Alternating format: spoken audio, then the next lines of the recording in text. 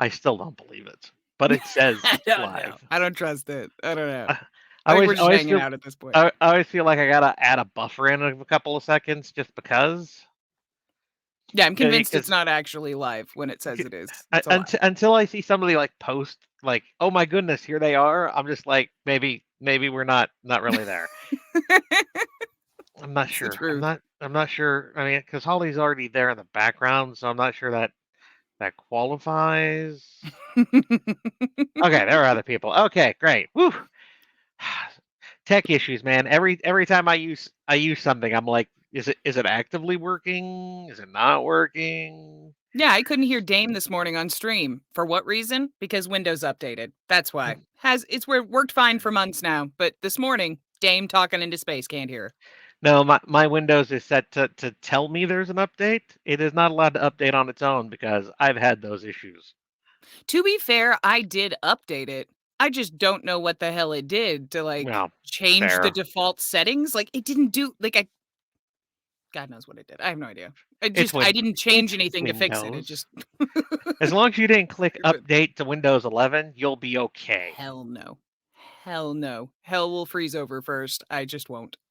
I'm too scared. I'm gonna do what I've done in the past. I'm just gonna skip an expansion. Windows 12 will be coming out, and they'll be no longer supporting 10, and I'll be like, Yeah. okay, Windows 12, I guess. Yeah. I like 10. It works. Like it works. It doesn't bork up all the time. I don't have to fuss with anything. I I mean, don't use advanced functions in Windows, so I don't care. I I mean, just I would want it I to would be work. fine going back to some of the earlier ones as well. I mean, I never had any problems with 98, for instance. XP Exactly. still works for me. I was the nerd who I was a Vista fan back in the day, but Oh, you poor it thing. It's disappeared. okay. It's okay. We can't all be right all the time, except for I me. know, right? It's a flaw. It's a personality flaw. So, hi everyone. Welcome to the live chat. Of course, you can see we have the wonderful and talented voice of everyone. All Honestly, of the people. and Andy does all of the voices. And then does more. Sometimes she does voices that aren't actually a canon voices. They're just extra Yeah. voices that pop Yeah. up. Yeah. Yo, I heard you like voices with your voices, so I gave you some voices. My favorites are still Town Guard number 3 Yes. and Bandit number 5's Death Gurgle. Oh yeah. Well, I mean, the character development behind the Death Gurgle there was just perfect. So, Andy, why don't you start us off by telling us how you got into narrating? I'm gonna stab you through the screen. For anybody who doesn't know, this is it's kind of a joke. This is a stream, so I can talk about it on here. It's a joke among narrators and voice actors. I haven't even been doing it this long, and I already have hit this point. It's the first question, and a lot of times the only question we get asked is how did you get started in voice acting? How did you get started in narration? It's like the most common question. And we answer it on every panel, every stream, every time. We answer it every time. And so all of us, when I was on the stream last night, they asked it. And I was like, so Heath, you're a lot more well-rounded than I am. So why don't you take that one? I got the meanest. I got the most vicious message the day, like the right after the stream. He was like, so I still smell like diesel for being thrown under that bus, Andy. And I'm like, I know, I'm an ass. Hayes even called me on it. Hayes is like, Andy, I saw the horns grow out of your head when you did that. It like, hey, you're an hey, ass. sometimes you just gotta save yourself. Just Gotta think of number one. It's I'll, really not that big a deal. Don't ever feel bad for asking that, guys. It's just a question we answer all the time on like every panel. So it's like, yeah, I don't know. I don't know what the yeah. answer is. You just threw another narrator on the Barbie. It's totally fine. I did. I did. Sizzling Heath is delicious. Oh man, the way his legs are prepared, it's just so tasty. Right? Perfect, mate. Perfect. Anyway, so let me do my quick rundown, real quick. Binding Words 10 recently came out. The ebook, of course, does what the Binding Words ebook does. So good all around there. And of course, it is just I think you're on chapter 10 or 11 currently 11 now. Yeah, just wrapped in 10. the performing. Yeah. And so it is also underway for the recording part for the wonderful performance by our talented friend here. So Thank you, you good sir. you will get to look forward to the wonderful voices, knowing how things normally work July, August, and or Something later like that. because ACX. Yeah. Sometimes they like us and they release it in like, boom, like a A day. day. That was Then the other times they're fastest. like, sit on it for 3 weeks. That what was that? That was Lux Voice 6 because it Yeah. was the last one. It was a day. We put It was it a up day. and I'm like, okay, the fastest I've had it turn around is like a week. It was like Yep. the next day up. I'm like, okay, Well then. somebody over there might be a fan then. Yeah. I'll There's take an it. ongoing joke that certain authors might have ins, Yeah. and I'm not going to throw any of those authors' names out there and throw them under the bus. I don't want to be that person, Andy. But they might have like a somebody on the inside who really loves their work, and so when it happened to me, I'm like, well, maybe that person found my books then. Maybe they're like, oh, well, he's not too bad. I guess I can rubber stamp his books right away. That was really nice. We'll see if it happens with Binding Words 10 or if it was really just a fluke. I'm Agreed. I'm I'm saying it's probably a fluke until it happens again myself. Hey, I will be positive in the face of adversity until proven otherwise. I will be positive it was a fluke until you prove otherwise. That's true. See? Also, I have a question. Did you make this one left-handed on purpose? The mug? I No, like those it that there's a left-handed mug. I just it can't drink was with my left hand without burning myself. well, don't burn yourself, okay? Um the mugs that I had sent you, the like 30 of the test mugs that I'd had made up, were just that. They were test mugs from, oh gods, I don't know, 3 4 years ago now. So no, I had no input on left-handed, right-handed. It was just this is the design I would like on the mug, please, from the I company like that did them. I mean, it works I for like you. them. You get to see the logo when you're taking a I do. drink. That's what I mean. That's way more important than other people noticing it. The no, I only think about it when I'm on camera. Like, I thought about it last night, Well, and I was like, "Oh, man, I should have the logo the on it." one I was bothered. the Kickstarter I backed for, I'm blanking on that. I think his name is Travis something. It's Life of the Party is the comic. Um, but That sounds really familiar. the mug I got from Kickstartering him, the logo is Nice. literally On the directly across. front. Yes, of so. I That's mean, a weird choice, great if I want to punch people, but right? I mean, I mean, works with punch the mugs, and dwarven brawler. yeah, yeah, punch mugs Resurrection are the next Quest. new thing. Resurrection Quest. Rest in peace with your dwarven brawler. Oh. Yeah, one of these days maybe I'll pay off my house and have no other major bills, and then maybe I can go back and resurrect Resurrection Quest. It'll live up to its name finally. That was the long game. You were just playing the long game with it, that's all. Yeah, you guys have no idea where I'm going with that. Oh man, it's been 20 years since you put out a book in this series. What's the There's a title, reason for though? that. Yeah. I wanted to be like some of those other great authors that make you wait decades before they publish a book. That's the key. That's the My key name to is their gonna. I could success. slip right into those conversations then. Well, I didn't There you publish go. a book for 10 years in that series either. I feel like I should join. I'm such a contrarian. I saw Patrick Rothfuss on Critical Role before I ever knew anything about the books or anything like that. So I got a kick out of him. He was a nice guy on there and stuff. So I was like, oh, he's a nice guy. I like him. And so did not know anything about him. And the first time I saw someone unloading on him, like about him online, I was like, hey, I'm such a contrarian. I'm like, why would you say that? He didn't do anything wrong. People are like, yeah, he has been sitting on a cliffhanger for like 7 years at this point. So you don't understand. I'm like, "Well, I saw You him on don't Critical understand the Role, and he was a cool frustration guy." we have. Yeah. Yeah. I thought he was nice. So I want to know, is there any language you want to learn more? Is that for me or you? And I'm pretty sure it's for you because I don't do languages. My editors will tell you I struggle with English. I struggle with English. I no. Accents? Yeah, I'm always collecting accents, but language? No. No. Yeah, somebody mentioned that apparently Rothfuss was a dick to people on stream too. I found that out later, but yeah. Yeah, there's I don't really have any gift for languages or anything like that. I'm not very good at them, so it's a unless there is a necessity for it, no. I tried to learn Japanese for a while. I spoke Spanish in high school. Like, I had some Spanish in high school. That's it. I understood more Spanish than I spoke for a long time, but now I've lived in Maine for a while, in Tennessee. I haven't been exposed to Spanish very much, so all gone. The Antinium language. Yeah, that qualifies. The rolling of every letter ever. Yes. Ors, Rs, clicking Cs. Yeah, no, accents though. I will collect accents like Pokemon. You gotta have them all. Like, I'll just keep working on it. I mean, I think most people can pull off a qualified Canadian A.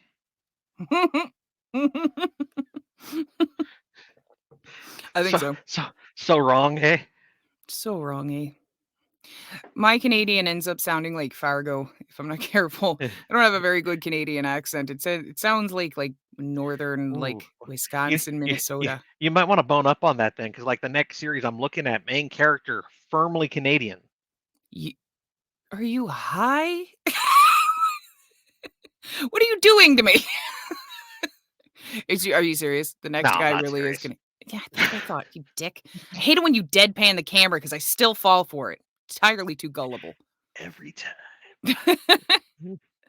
I'm gonna shoot you in the face, eh? I will end you. And then I'll apologize and ask if you want the Molsons. I'm sorry. Can I get you a Band-Aid? We apologize for every Canadian we've offended on this stream. I'm so sorry. I'm so sorry. I know like 6 of my friends are Canadian on stream and they're just sitting there going, I see how it is, Andy. I see how it is. I'm so sorry. Hey, Americans are just viciously jealous. Anytime anybody mentions Canadian to me, the first thing that pops into my head is actually Tao Wong's Apocalypse series. Because me and my friend joked that series was the Civic Canadian series for the longest time. It was like the Civic Canadian with anger management issues was how we referred to the first 3 books in that series. Because like it was like, I hate everyone around me. They really upset me, but I really have to stay here and help out the town.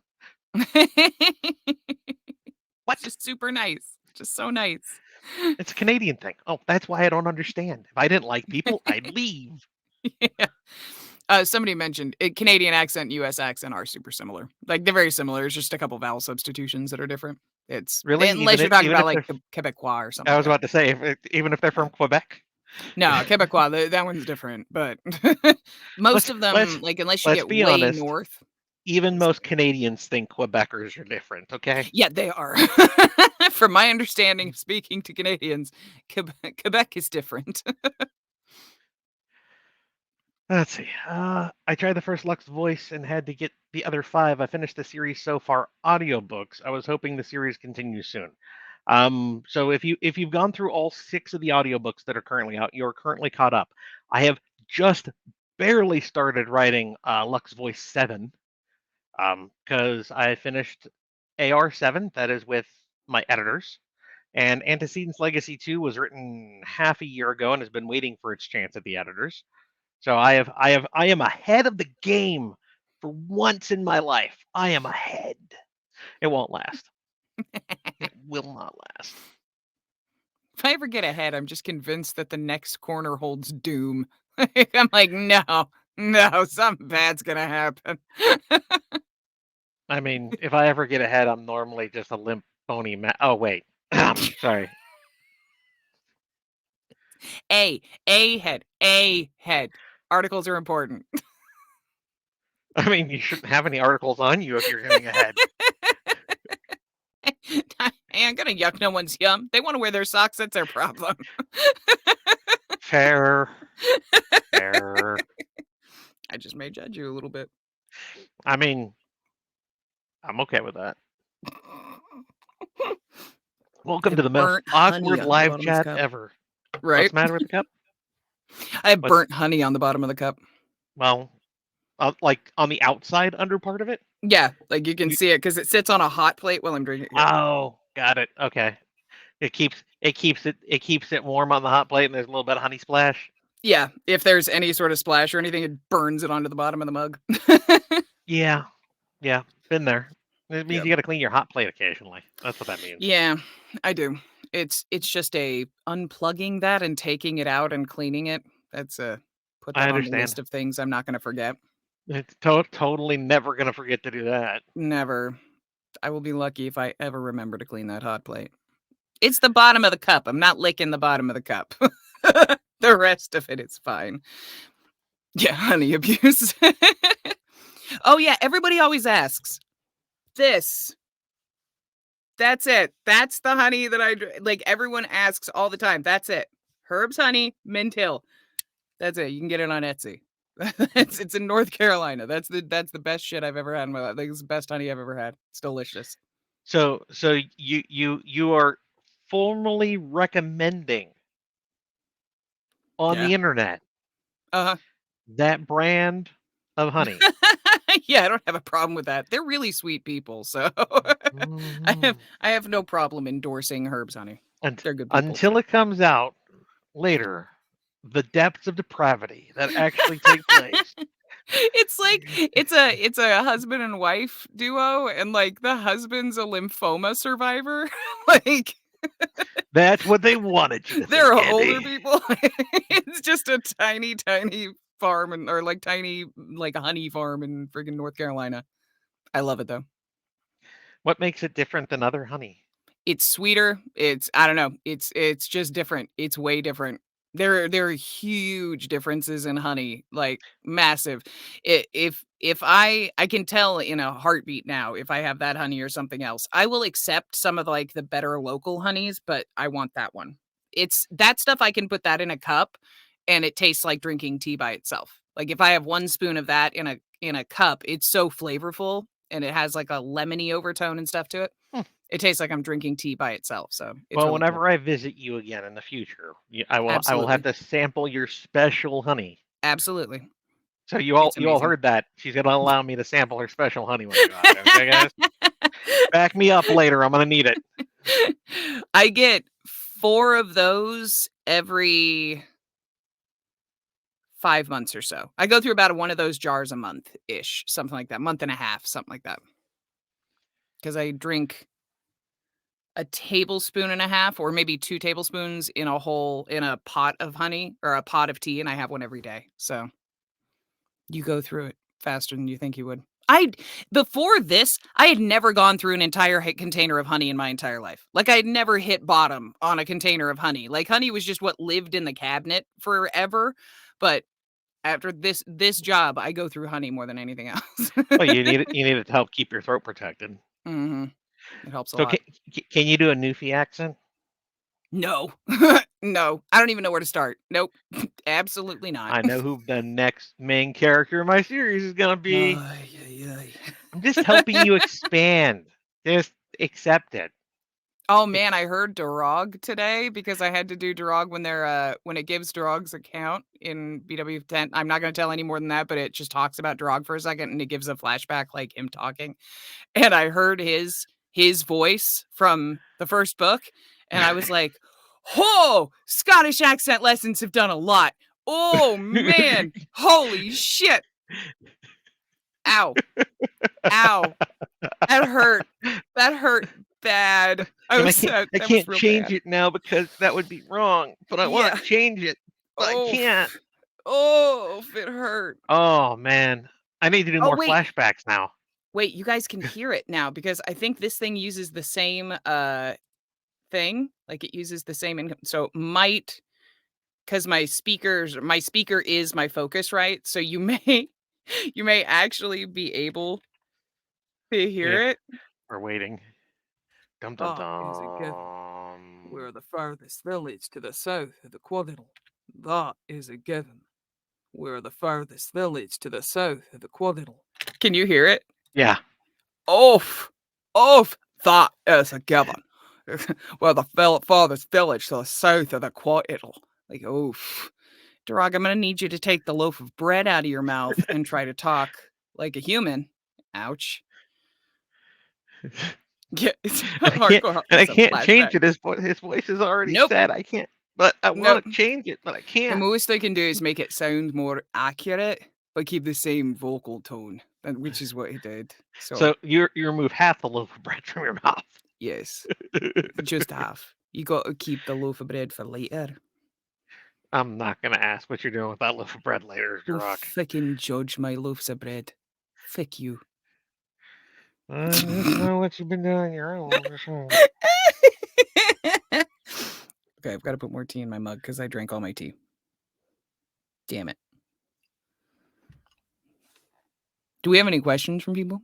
I'm going through them. I'm scrolling down the list. The questions Oh, yeah. the questions have not been as fast and as furious as we've had in the past. We've had mostly just comments on things.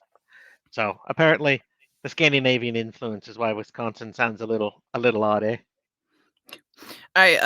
That's the problem. I've been on here too many times. The shine has come off the penny, and now people don't want to ask questions anymore. I've become old hat. Ooh. I should stay away for a couple times so that people are excited when I come back. I don't understand that. It's become old hat. Old hats are normally very comfortable. It's Those true. are I have no things you idea what wanna that keep phrase around. means. I mean, Yeah. I have old hats. You know what? I love the fuck out of them.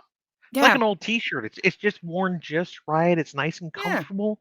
It might have one hole, but it's not in a noticeable spot yet. I don't got to get No. rid of it. Yeah. No, I'll keep t-shirts until they are just riddled with holes all around the collar and stuff. Then I just cut the collar off, and now it's a shoulder shirt.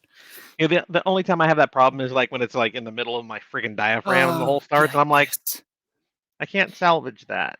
Yeah, no, If there's no it's a coming little back hole from in the that. armpit, I can like maybe stitch that back in, or a hole in the Yep. collar I can do something with, but right in the middle of my diaphragm, I'm like, Yeah. So people are just gonna see my white belly. Yep. Nobody Another bad deserves one to is when see it that. comes like right on the boob, like right on the chest or something for a woman. That's the worst. That's another unrecoverable. I feel like it's- anywhere on the torso would suck. Like that's like front torso is just that's all you can't save that. It's gone. I mean, to be fair though, it makes more sense when it happens on a woman's shirt because that's where all the men's eyes are just constantly wearing away the material. Yeah, that's how it works. That's definitely how physics works. Totally how it works. I have if you say otherwise, I don't know why you're saying that. I have an old Joe boxer shirt that I've had since I was like literally 16 and somehow it still fits me. It's one of those, everybody has like that magic article of clothing that for some reason has just survived for years and still somehow fits. That's mine. I think I got it as a sleep shirt and it just magically stayed the same, like working. Hayes hates it. It's the ugliest shirt. Admittedly, it's like a gray t-shirt and it has the most unflattering holes in it, like all over the top and chest and stuff, like something got into a box that it was stored in when we moved or something. I refuse to throw it away. It's still mine. I still have it. I just use it for painting. So somebody asked about your podium live. You're like podium live stream last night. Podium That was stream last fun. night on live. Yeah. And I know I was not there. I was actually busy because I had to go argue to get the name of a street for the private street for my new property that I'm going to be building on eventually. I Ooh, will live on writer's block when I eventually build my nice. house. I have a Nice. private street. It's like 300 feet of just dirt. Or no, I'm sorry. It's 100 feet of dirt that goes onto my property. It's now a private road. It's called Nice. Writer's Block. Will live on Writer's Block for the rest of my life, guys. The only person I know who would go to that much effort for that pun. That's amazing. It was worth it. So I missed the live chat though, but I knew Heath was there, Denneman was there. Yeah. Shirtaloon. Shirtaloon, because I can never remember his actual name. And then Mark, please forgive me, guys. I had not read his book before, so this was a new one for me. Hold on. I will tell you in just a second. I don't mean to be an ass. Or Matt. No. Mark Malero. There we go. Mark Malero. Was he the other panelist or the moderator? Panelist. Joshua Del Toro was our moderator. He did a great job. He's a really nice guy. Yeah, I saw it and I was like, oh, I want to go and. Oh wait, I can't. It was fun. It was a lot of fun. We it was like just a lit RPG panel, so they asked us about like video game and influence and stuff like that. How that's influenced our character choices and stuff. You won't get Rosa as a Canuck. However, there is a dryad who will probably come up later in the series if I get to it. That is based out of the Pale River land, which is the Yukon, for the tribe that lives up there. So Andy, Crap. look Amy doesn't look even have French Canadian. I'll look try some. I'll figure look something out. forward to that. No, native tribe Oh of no. of. So it would be more Inuit than anything. Have fun. I don't even know what that's. No, that feels fraught with problems. I'm gonna figure something else out. That ain't gonna sound Inuit, guys. This feels like a setup to be canceled. I'm not doing that. Well, to Mm-mm. be fair, Lux Voice 7, the start of it is heavy tribe. It's Yeah. heavy elven tribe. So I'm just like, Andy will do the best she can with it. It's not going to sound like flatly Native American. It just Mm-mm. can't, guys. No. So It's gonna be it's gonna like be its own Jess. beast. It's Yeah, gonna it's be gonna be its own Jessamine. beast. So, Yeah. but yeah, I've from the start, since he's interfacing with like 4 local tribes at the start of the book. So I have like 400 new names just at the start of LV7. They're all Elven tribe members. So, you know, something to look forward to, Andy. Yay. They'll probably sound along the lines of like Jess or maybe kind of along the lines of like Mizuki or Mina, something like Mhm. that. That's probably what I'll lean into. There's some very touchy stuff that goes on around accents and native peoples, and Mhm. I don't really have any Well, interest in wading into that. well, So what to say, and the nice part is they're elves, so you can Mhm. do whatever the hell you want Yeah. and not get completely raked. You'll still get 1 or 2 Yep. because that's people, but Yeah. you won't get completely raked over the coals. So, Yep. That's how um, it sits. Antecine's Legacy Audio is doing fine as far as I know. It's through Podium, so I will find out in like 3 to 7 months when they send me numbers. But I figure it'll do about what most of my audio does, which is decent. I know Audible recently had their, what is it, 85% off sale, Mm-hmm. and somebody asked me, "Well, isn't that good for you?" And I'm like, "Well, yeah, it might bring me in a couple new people who've not, been exposed to my work, but at the same time, it's like 50 cents per audiobook is what I'm going to end up making off of it." So, Yeah. Yeah, it's good a very, good and like, bad. thorn thing. Yeah, it's good and bad. It sucks when, like, all of your books end up in the sale.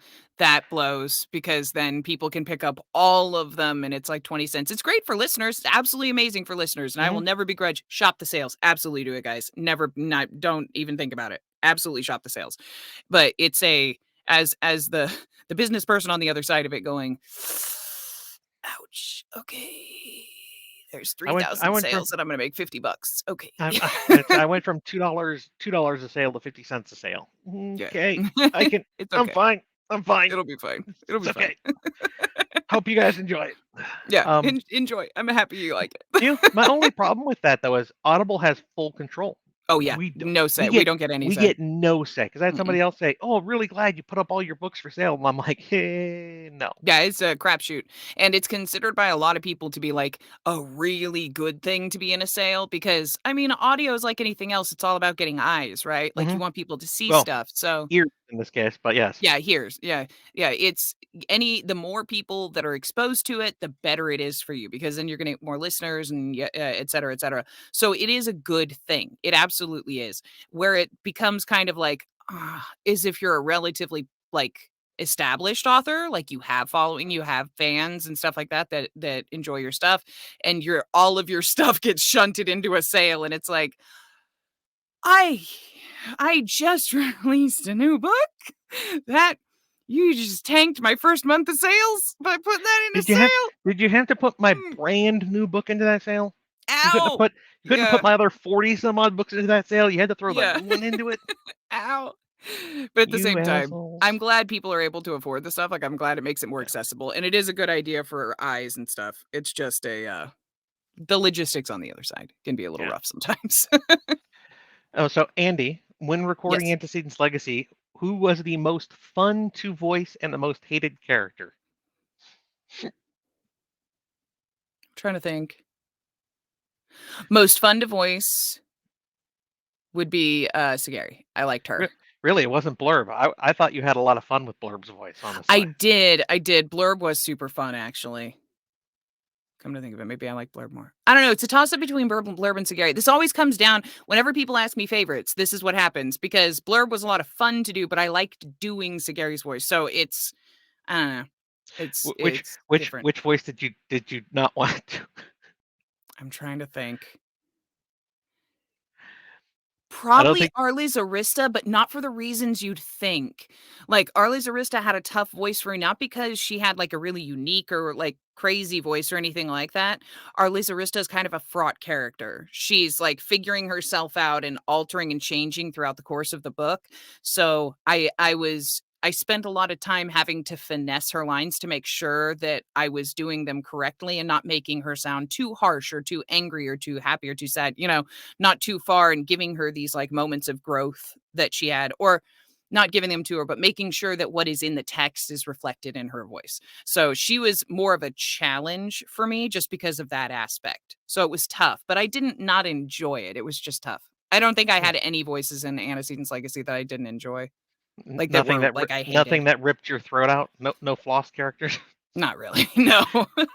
I hate it too because Floss is actually a really fun voice to do. It just hurts after a long time. Like it just hurts if I do it for a really long time. It just takes your voice and mangles it through the grinder. Yeah. Yeah. Toward the end of Binding Words 10, Sean says, "I am who I am." Is this an intentional nod to what Yahweh said to the Israelites in Egypt? No.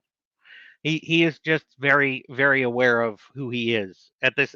Sean, by the end of Binding Words 10, has come to the realization that he has to accept where he is in life and who he is to everyone in his life.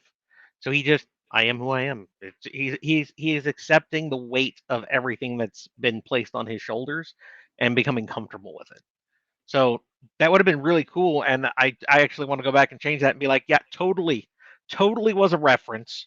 I planned it out from the beginning, but I'm not going to lie about those things. There's no reason to. I am not that egotistical, as I always tell everyone. I'm an after-action reporter. I am not a plotter. I do not write to a plot. I don't have a graph with detailed points that I write around.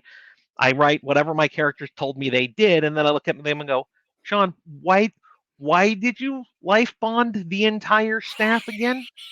At what point? At what point in your head, you dumb fuck, was this the answer? There's so many other ways, Sean. Why? Because this would help them. This would keep them safe. Yeah, it will do that. You are correct. They It'll want to do be a whole lot more. They believe in me. I should believe in. No, Sean, just no, don't. Oh, you did. That's not how that works. It is how it works, but it's not how you want it to work, bro. Which is why in the book after that, it's like, but you life bonded all of them. You know what life bonds mean to you, right, Sean?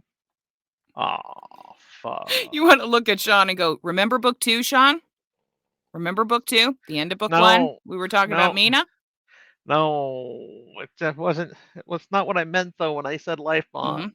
Mm-hmm. Yeah, it wasn't what you meant back then too, honey. We need to work on intention on this. Yeah, I wanted to bond them, not bond them. My favorite back and forth for fans though is Sean being the all powerful being, the uber mega OP character that he is. How come he doesn't just go off and kill people? And I'm just like, you've read the series up to this point, right?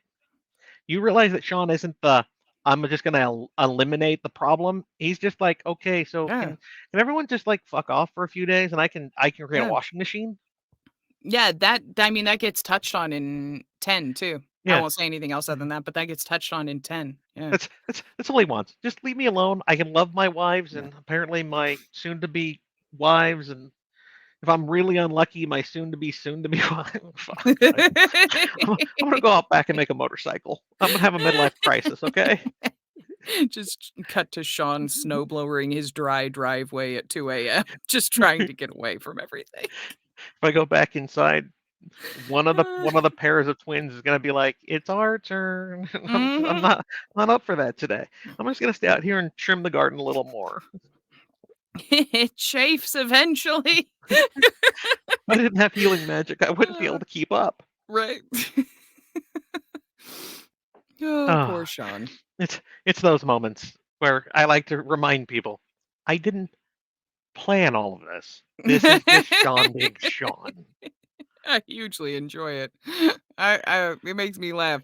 It's one of my favorite parts is like getting to talk about the characters and stuff though. And when they do something stupid, getting to joke about it. That's the best. Like it's so much fun.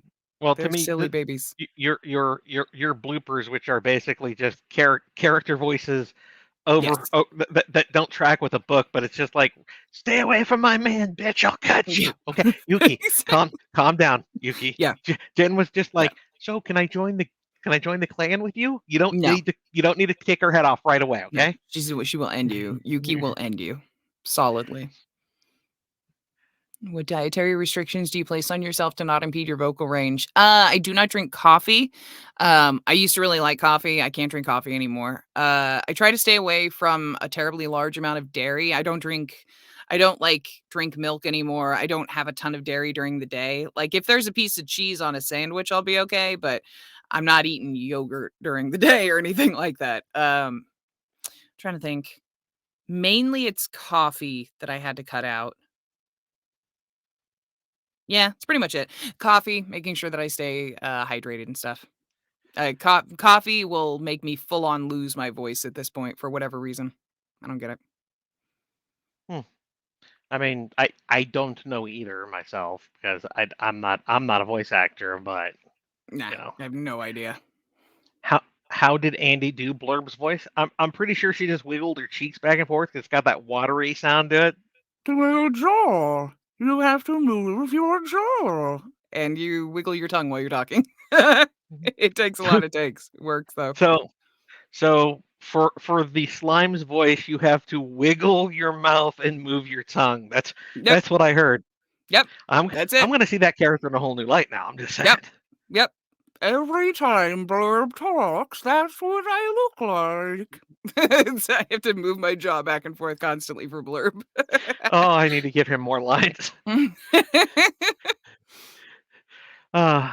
You are going to be at the meet and greet for a Dragon Con, right? You're gonna co-star that with me. Hell yeah. For those Ride or people die. who for those people who are wondering, the meet and greet at Dragon Con is going to be. Hang on, I don't want to click away because it might screw up where I am on my chat because I don't keep track of It's everything on the else. There we screen. go. Thank you. Woohoo! I knew my moderator would be there for me. So August Go 31st mod, between 3 go and mod. 5 p.m. Eastern time. I will be there. Andy will be there. I will have shirts that I am going to be giving away, guys. So I think it's mostly my Dungeon Walkers t-shirts. So if you want free swag and you want to meet Andy, because honestly, those are the only two reasons to shop. Me being there is a detriment more than anything else. Shut up. I would show up for free shirts and Andy's. I wouldn't show up for free me's. So Well, I'm just coming for the free shirt. That's really the only reason I'm there. Do I get a shirt too? I get a shirt too, you right? can have as many shirts as you want. I want a shirt. I'm just there for the shirt. Then y'all they're are on your own. They're the Dungeon Walker shirts, so they're still that really nice plush material. Nice. So I'm rocking Lux the Lux voice today. Yep. Well, that's fine. I of course I always wear one of my shirts for these. Since Binding Words just came out, I wore this.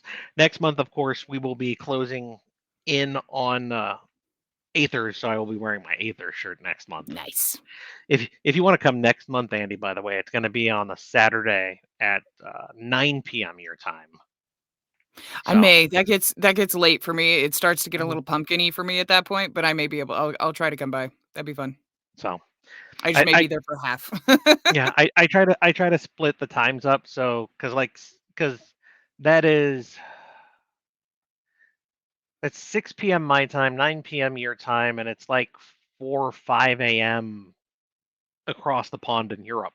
So it's like, okay. Yeah, it's 9.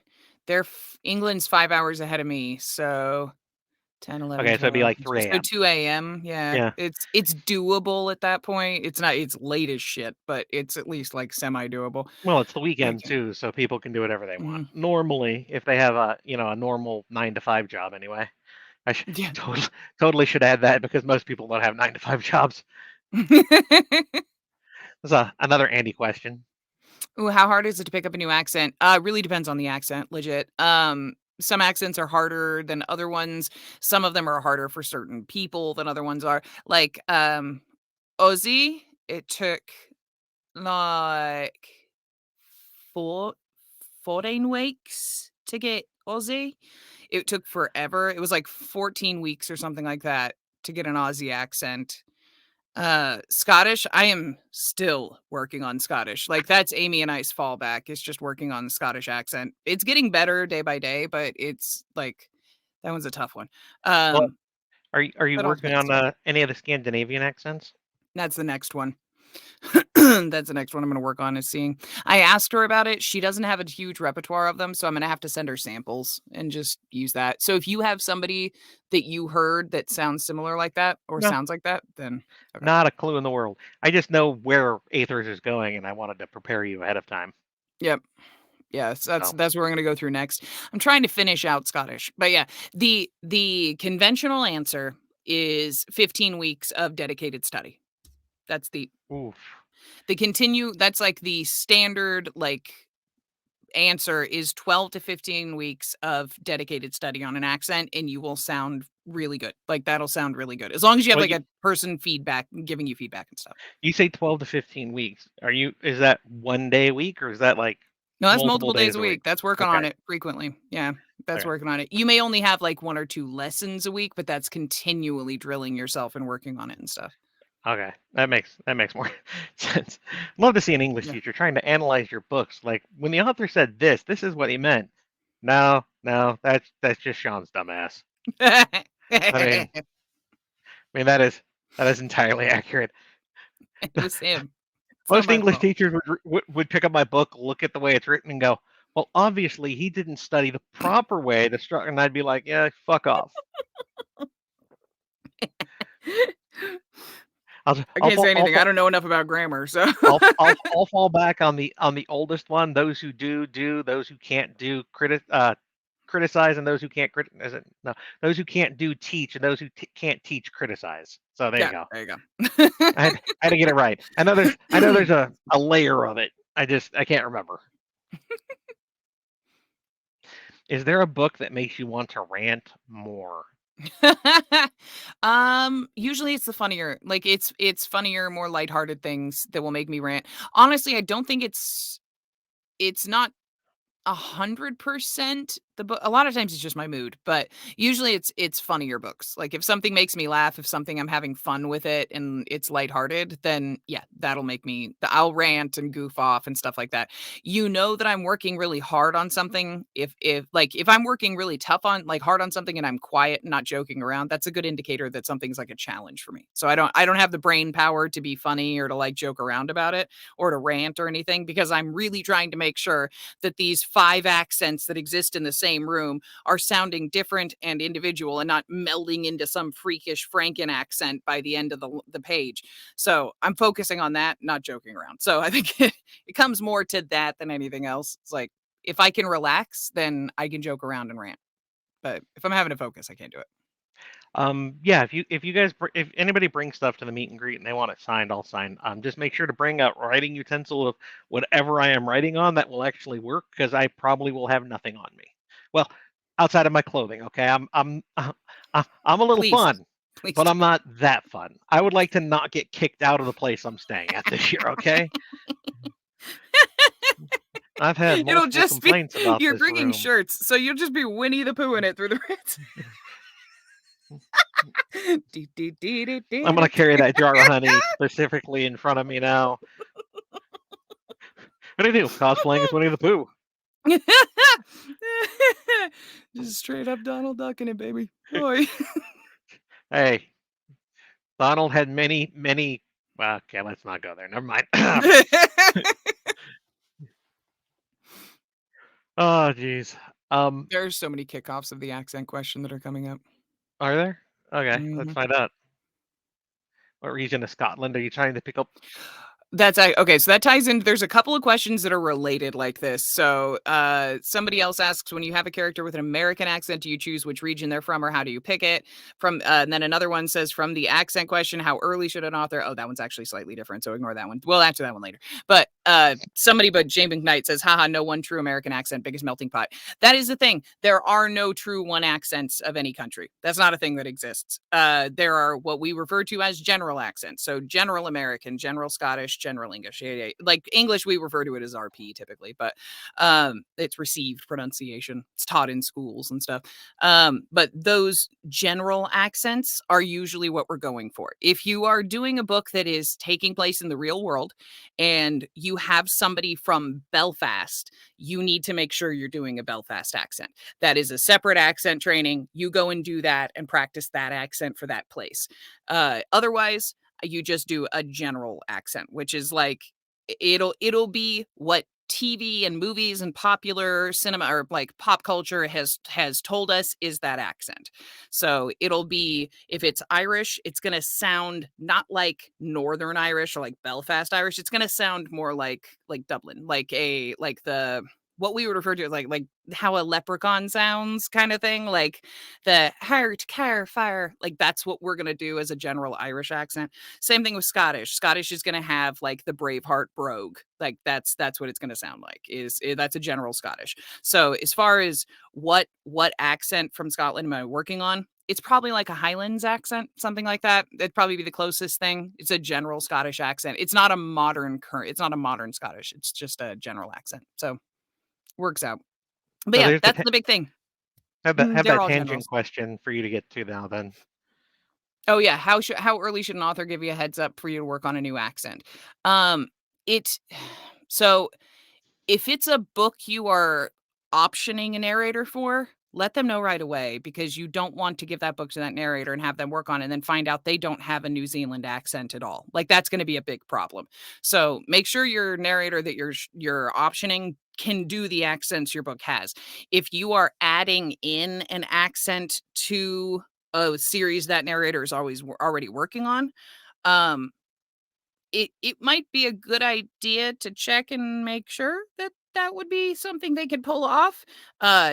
Let them know in advance, like, hey, just out of curiosity, or just like heads up, this is a really big character, specifically if it's like a big character. If it's a few lines and then the person's gone and it's not that big of a deal, it's not that big of a problem. Most of us can pick up some of the substitutions or something, or we just won't do the accent. We just will stay away from it. Or we can go, okay, I can do okay, I can pull off a couple substitutions and make that sound right. All right, it'll be all right. If it's just a small thing, that's okay. But if you are introducing like a new main character to the story who is going to be French and has a very distinct French accent from France, and you are going to need a French accent that's like a Nice accent or something like that, let them know in advance. Let them know a few months in advance. Like when just give them that heads up. If you already are working with a narrator, just give them that heads up.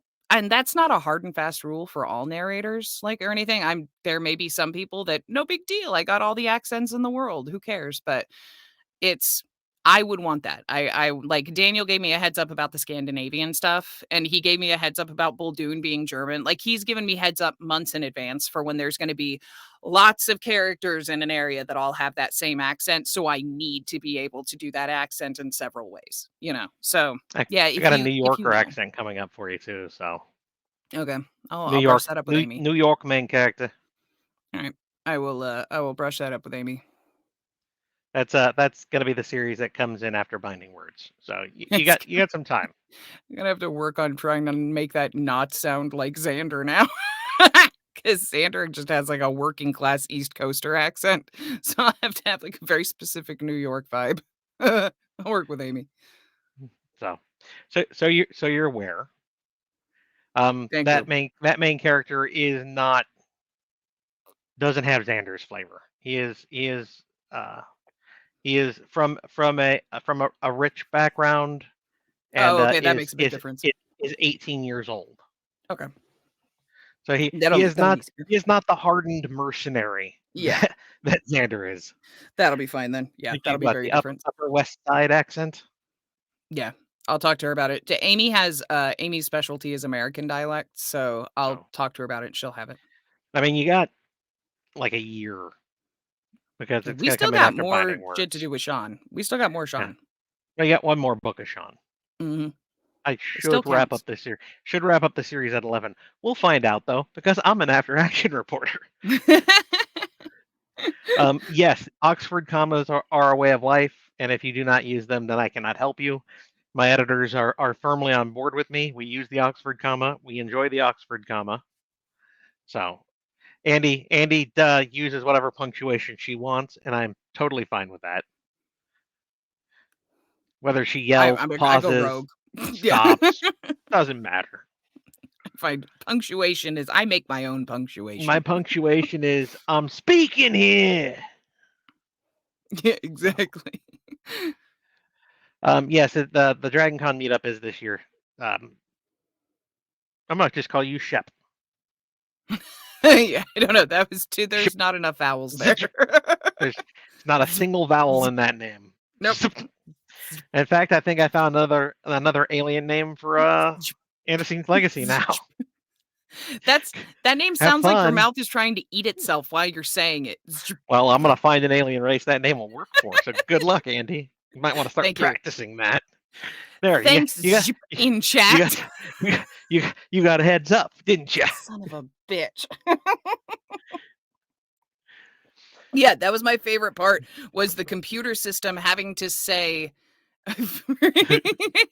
Keio's name, and it just I went like I was trying that by 5, 6 different ways, trying to figure out which way it would work, and finally it was just like I eat but there. That you know what? We're gonna go. The computer completely errors out trying to say his name because otherwise, I don't know what to do. I firmly expect you to pick up your screaming goat and use it. So yes, Joffrey will someday appear in something. Okay, what was that? That was my name. Excuse me, once you get an accent down, do you have to concentrate to stay in character or does it just flow? I always have to concentrate to stay in character. Because you're juggling a lot of things when you're narrating, like you're juggling the emotion of the scene, the vocal features and like the vocal tone and quality of that character, the accent they're using, and the actual words, and making sure that you are being understood clearly and you are not using bad habits and stuff while you're speaking. There's a lot of things you're juggling at once. So I pretty much always have to focus, especially even if it's an accent that I've done a million times, I will still sit there going, data.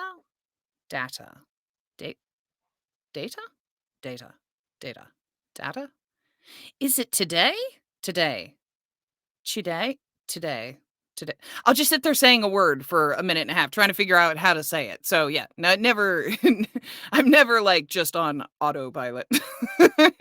Especially when you're bouncing accents, bouncing characters, and someone just wanted to say that we're amazing and awesome. So thank you. I figured you'd like a little positive affirmation there. Thank you. Before somebody asks you another favorite question. What's my favorite accent to do? I like the British Indian one. I think it's a lot of fun. It's not like super great or anything. My example of it isn't super great. It's just a really pretty accent to me. So actually, isn't that the one you use for flame hair? Yes. Yeah. I really like it. I like the way it pops when it's talking, when the voice. I like the way the syllables sound and the clear and crispness of it. I just really enjoy that. It's not actually that accurate at all. Don't think that's real, but I just really enjoy that one. It's somebody thanking you for oh, you ghost. Sorry. I track off and I'm trying to make sure that I'm not like being too dismissive of things, but generalizations. Yeah. Thanks for the explanation. Good job. You didn't try a Scottish border accent. Hell no. I moved 150 miles from my hometown and no one can understand me. Yeah. That is a real thing. Amy's my accent coach. Cause somebody asked, yeah, Rob's who is Amy? Amy's my accent coach. I work with Amy Walker every week, and if you're familiar with like the 21 accents videos on YouTube and stuff, the red-haired lady who does like 21 accents in a row, I'm Amy Walker, I'm from Dublin. That's her. So she specifically, while we are working on Scottish, constantly puts in the caveat. All right, here's the thing. This isn't that realistic. But for the record, it would actually sound closer to this, but no one's going to understand you if you say it that way. So dial it back and say it this way. So there's a lot of it that's like that, Ghost. So it's funny that you mentioned. You will sound like you have rocks and mashed potatoes in your mouth. So we're gonna take half of that away from you. Yeah. Yeah, Amy put up a video that was like there was a Scottish accent video, and she got just yelled at by a bunch of people from Scotland telling her that that's not a Scottish accent, yada yada yada. And the harsh reality is if you're in Scotland, you know how hard you are to respond to understand to people outside of Scotland. You know that it's a joke. It's a meme there. Like how hard Scottish English is to sound to a non-English, like non-Scottish person. It's very difficult to understand if it's like native Scots English. So everybody there knows how difficult it is. So it shouldn't surprise that if somebody's teaching the accent, it's dialed back a little.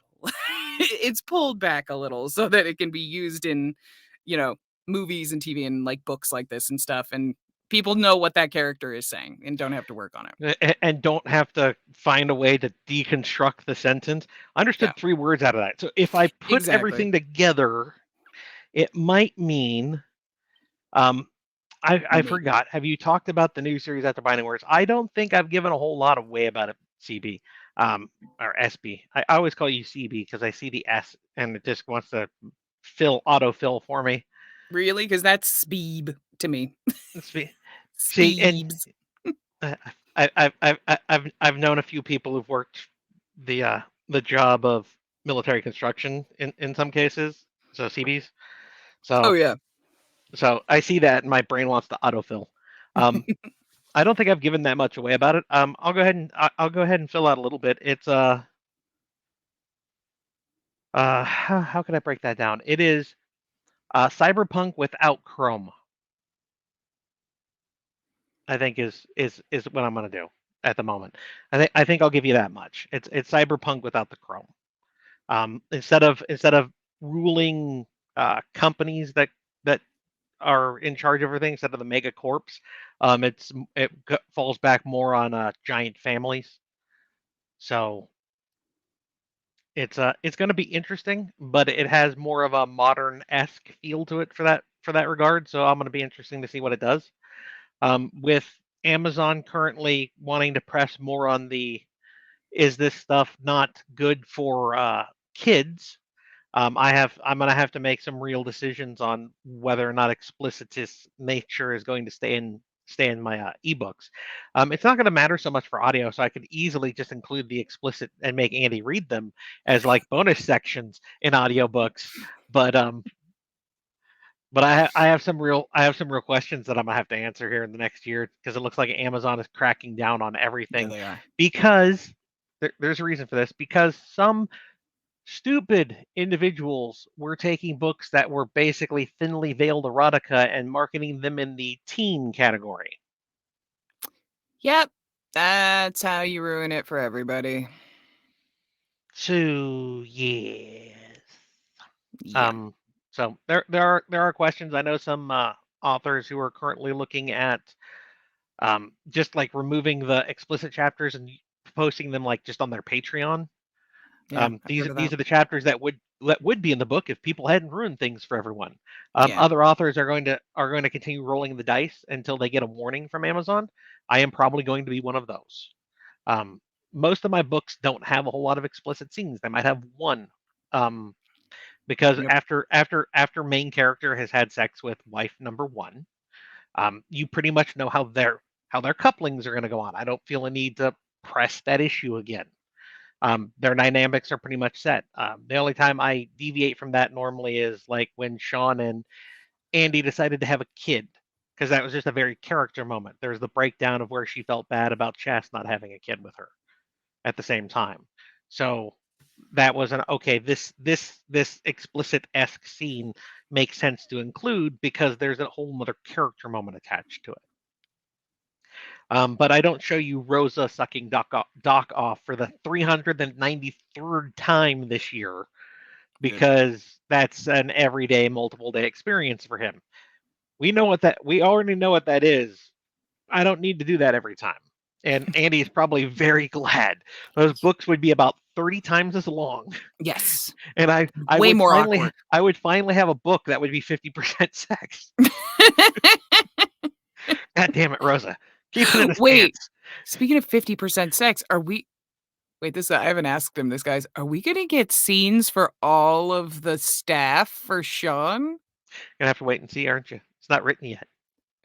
Is book 11 just gonna be I know. half sex scenes with the I know. staff? I have fans that are pressing me on that point. Okay. I already have fans that are pressing me on that point, Andy. I don't know if there's a way to do that. I don't know. I don't know. I don't know what you're gonna do. The answer to that is orgy. He marries them all at the same time. Just one big giant orgy. We're done. If the chapter is going to be about 10,000 words long, or in other words, a small The Wandering Inn chapter. Oh man, that would. I just thought about that. I'm like, wait, we got one book left. Oh shit, we got one book and like 9 staff members. I have people who are very adamant that I need to include those scenes, and I'm just like, okay, I don't deal well with people telling me what I have to do. There's a reason why I work for myself nowadays. Yeah. You can ask any of my previous bosses about telling me what I have to do and what I don't have to do. No, it's like top 5 ways to make me not do something. And- There's and a reason we get along so well. And honestly, I think it's pretty well stated how Sean works across the spectrum with his different wives. So I'm not sure I really need to delve into each pairing. I don't think I need So to.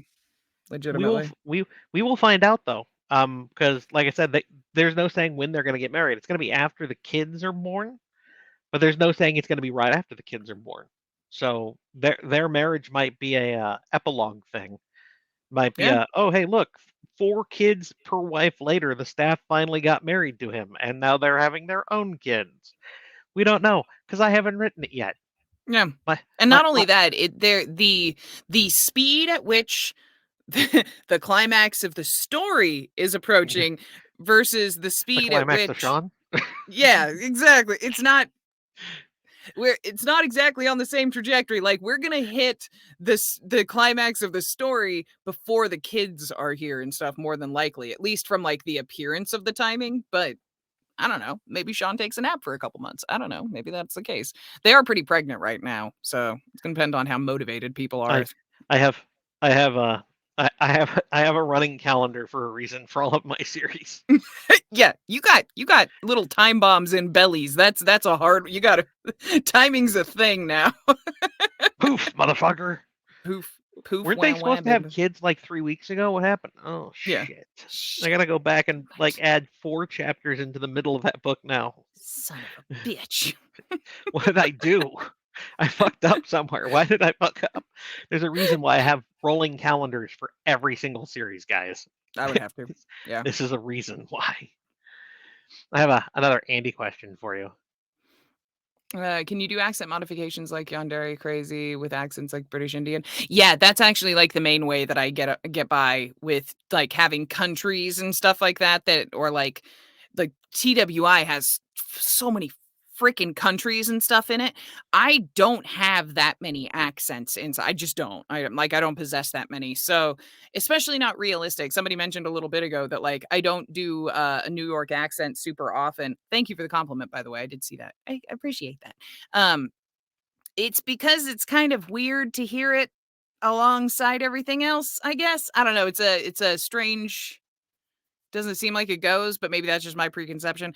But the best way that I can figure out to get multiple accents when I don't have those accents is taking existing accents and then Frankensteining them to other accents, like British Indian, but then make the cadence like French or something like that. Like mushing them together in different ways so that I will modify accents to try and give new accents to different countries and stuff. That said, I will absolutely paint myself into a corner every once in a while and really screw myself over because I can't figure out what I did. That happened with Rosa at the very beginning. It took me a while to get Rosa back because I could not figure out what the hell I did with Rosa. But figured her it out accent eventually. is amazing. I just want to point out. Thank you. Still one of my favorite accents. Thank you. For the weird wood woman. Yeah. She's not obviously not any one thing. I can't just tack a Midwestern accent Though I totally would have loved a Midwestern accent now that I think about it for Rosa, just for the disconnect of half of what she says. Oh yeah, thank you, voice. just Oh, I love your seed, Sean. just fuck. It doesn't yeah, no, Sean. don't do that. Not Sean. Voice. Sorry. Wow, she's jumping series now too. Yeah, she is. Okay. Sorry, I'm narrating Binding Words, guys. My bad. How annoying is it when you do a long bit of dialogue and realize you fell out of accent 3 words in? That annoying. That's annoying. how it feels. That annoying. Like you do the whole line. Camera. Okay, well, you guys get fuzzy, Andy, for the rest of this, apparently. Like, I get the whole line down, and I'm happy with how it sounded. I think it went well. I go back to listen to it because sometimes if it's especially a character I don't do all the time, I'll go back and make sure that I didn't screw something up. I hear 3 words in, royally screwed up the 3rd word. There's no way to fix it. Now I have to do that whole line again. Son of a bitch. It Especially makes when me it's so a deep mad. emotional scene. Oh, if it's like just super intense and emotional and you finally fucking got that right, like you got the roll just right, you got the, instead of the rolled R, you did the brushy R and stuff, like you got it right and you're so proud, and then you go back and for some reason you said clear right in the middle of the sentence. It'll be like, oh no, you gotta jump clear of everything. What did I do? Why did my R stop working? Oh no. And the 13th time that happens in a row, you have a nervous breakdown and you go cry for a little while and then come back and get back to work. I should point out, Andy, the next series that's going to pick up after Binding Words. I told you the main character has a like Upper West End New York accent. The main female's history, nationality, heritage comes more like comes from like Pacific Islander. So I don't even know what the hell that's supposed to sound like. Yeah. I don't even know what that is. We can always you gonna get what you gonna get. I don't know what that's gonna be. I will look it up and see if I can find a consistency, but that also falls into the native category, so I'm not sure how I could do it without it being wildly insulting. How? You just need to. I think you just need to like find a piece of it and use it, because otherwise the rest of her heritage would have been in the dystopian future of wherever she is. That works. So, but I did want to warn you. You might want to find a piece of Mori tribe to tack on to they have they have a unique cadence and stuff. I can see if I can use the cadence. That might be the best way to do it. So I'll look. It just struck me because we were talking about it and I'm like, ooh, wait. she's the first love interest for the character. Fair. And it's like the whole book is building up to their story of connecting. I'm like, fuck, I should probably mention that before she gets to the series. Thank you. Otherwise, she'll be Midwestern. Her last name and heritage of like being half Komodo dragon doesn't really work. I mean, how did you get Midwestern out of that? Because I wanted to. You said I have full control, Daniel. Yeah. You can't take that away from me. You said I did. How dare you? Just make them Long Islander for fun.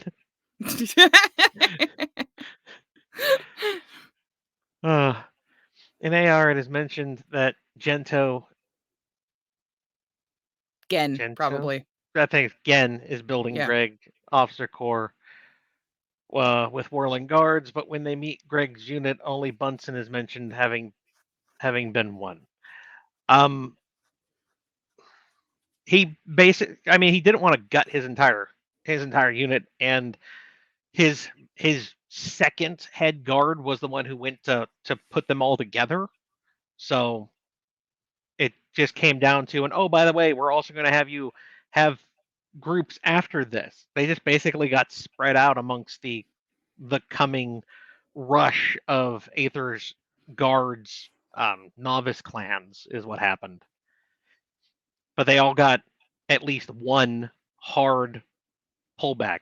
But even like Bunsen, he didn't have the experience that oh fuck, I just blanked on a name. Davis has, which is why Davis is lieutenant, Bunson's not.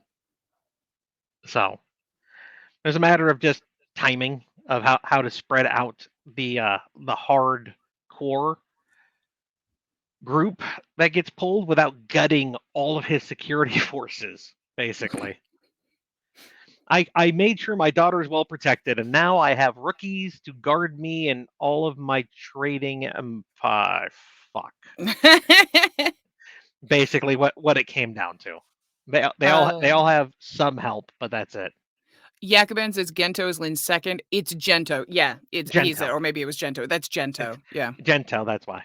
Gento was the second. He went off to start the training of everyone, and he took some of the core with him. But then it was like, okay, I'm going to make sure you're all, we're going to put in a couple of lieutenants and some sergeants. And while he was doing that, he got told, oh, by the way, there's like at least another 3 that are coming after them, so maybe you can spread them out some.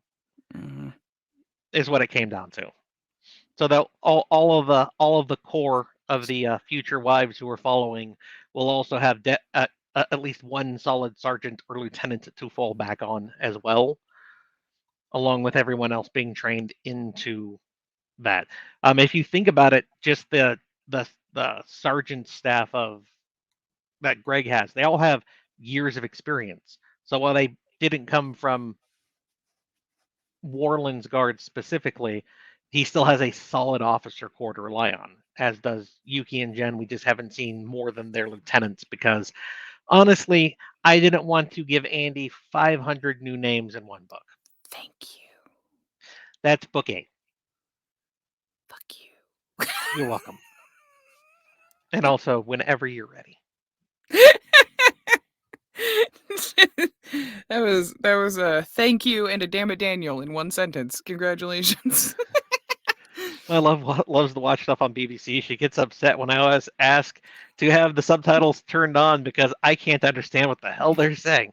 I mean, especially if they're Scottish. Yeah, I'm just saying. Scottish or a Geordie will get me every once in a while. A real heavy Geordie accent. Whoo!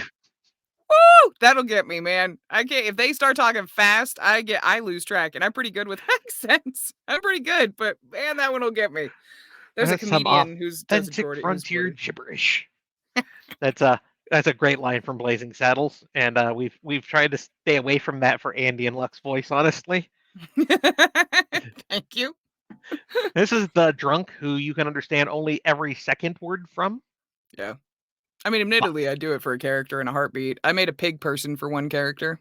I know. She was amazing. She was so good. I was proud of that. Okay, that was your mom loved her too. I want to point out. So my mom called me just to laugh. My mom was laughing hysterically, and she was like, "The fucking pig, Andy, the pig." Oh my gosh, I'm laughing so hard. She loved her.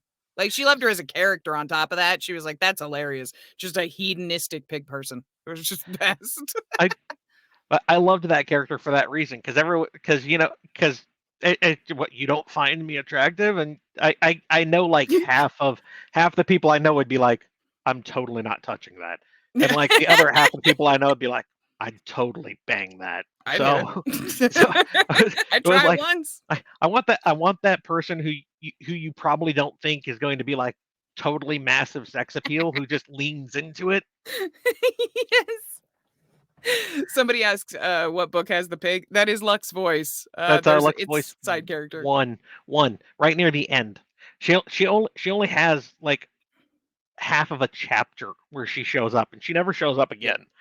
But she is just so there with it that it's amazing.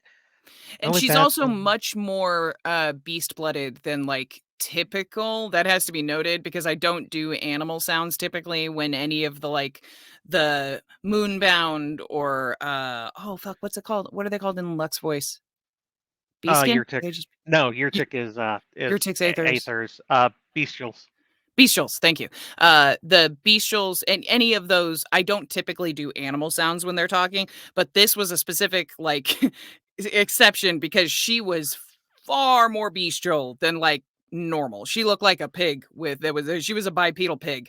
So it fit for that instance, but don't expect people to start buying in their sentences on a normal basis. That would be so irritating to listen to. I just blanked on. I had something else in my head, and I don't remember what it was anymore. I'm so sorry. Oh, the ear ticks are the ones where you have incorporated some of the talking sounds, because like Rafik actually bit. has a freaking goddamn crocodile snout. Yeah, So a little bit. that's why he's got that slight speech pattern going for him. Mm-hmm. The only He other has one that a you weird voice.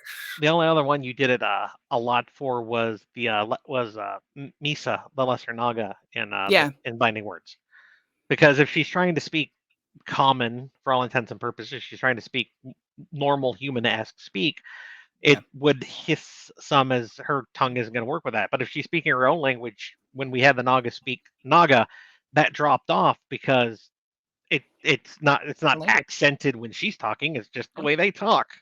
Yeah, that gets brought up in book 10. I liked that it kind of somebody asked her why she's not hissing or something like that. Yeah, I had to go back to the original and be like, this is totally why it was mentioned so long ago. But let's bring it back here. You know what? I have to correct that because that's not a spy. That's not Misa that I'm talking about. I'm talking about Nola. Nola. Thank you. Yeah. No, that was Nola that I was talking about, not Misa. No, Misa's but no, it was they're both lesser Nagas. Yeah, same principle. How come she's not hissing? Because I'm talking my language. You're just understanding it. Yeah. How hard is it to make the Antinium voices? They are not super difficult to make. They are mentally challenging because you got to track like anything that has an or an r, like a or any of those noises, and then the clicking, the and that kind of thing. It just requires thought. That's it. Like they take a lot of takes just because I got to make sure that I get all of the right things at the right times. They are not mechanically difficult. They are just mentally demanding to do, but other than that, not bad. Not bad at all. I'm gonna pause for a second, Andy. I'm gonna recap my my live chat because we have people who are probably here afterwards. Binding Words 10 came out not that long ago. Ebook did well. Andy is currently recording the audio of it, and we are very grateful. She is 10 chapters into it so far. She'll be starting on chapter 11 again tomorrow. What time do you? 10:30. 10. You start at 10:30 your time?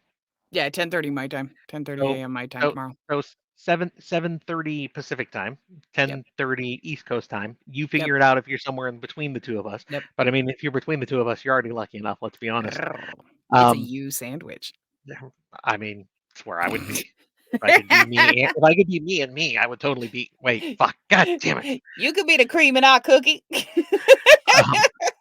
She will be starting in on chapter 11 of Binding Words 10 if you would like to jump into her Discord and hear a little bit of that. And if there's somebody here who has her Discord information, that can Discord.gg/Andrea Parsno. I have a custom URL, so you can go and listen to her live do that, which means you get to hear her retake a line sometimes 16 times because she is a perfectionist, and it's one of the reasons we love her.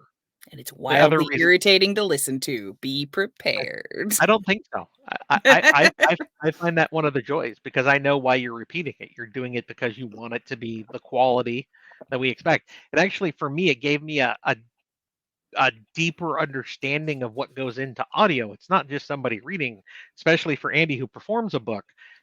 She's making sure that everything hits correctly. So, the onion ninjas actually make you cry, and it's not just this dry retelling of something. So I think it's worthwhile and gives you a better appreciation of the effort that goes into things. It does. I do suggest anybody who enjoys audio come by and just drop by and check it out, and then you don't have to hang for a long time. at least once, just so you understand things. The next book published will be Aether's Revival 7, Moral Stand. Currently slated for August, but we'll see what happens because me being me, it'll probably be bumped.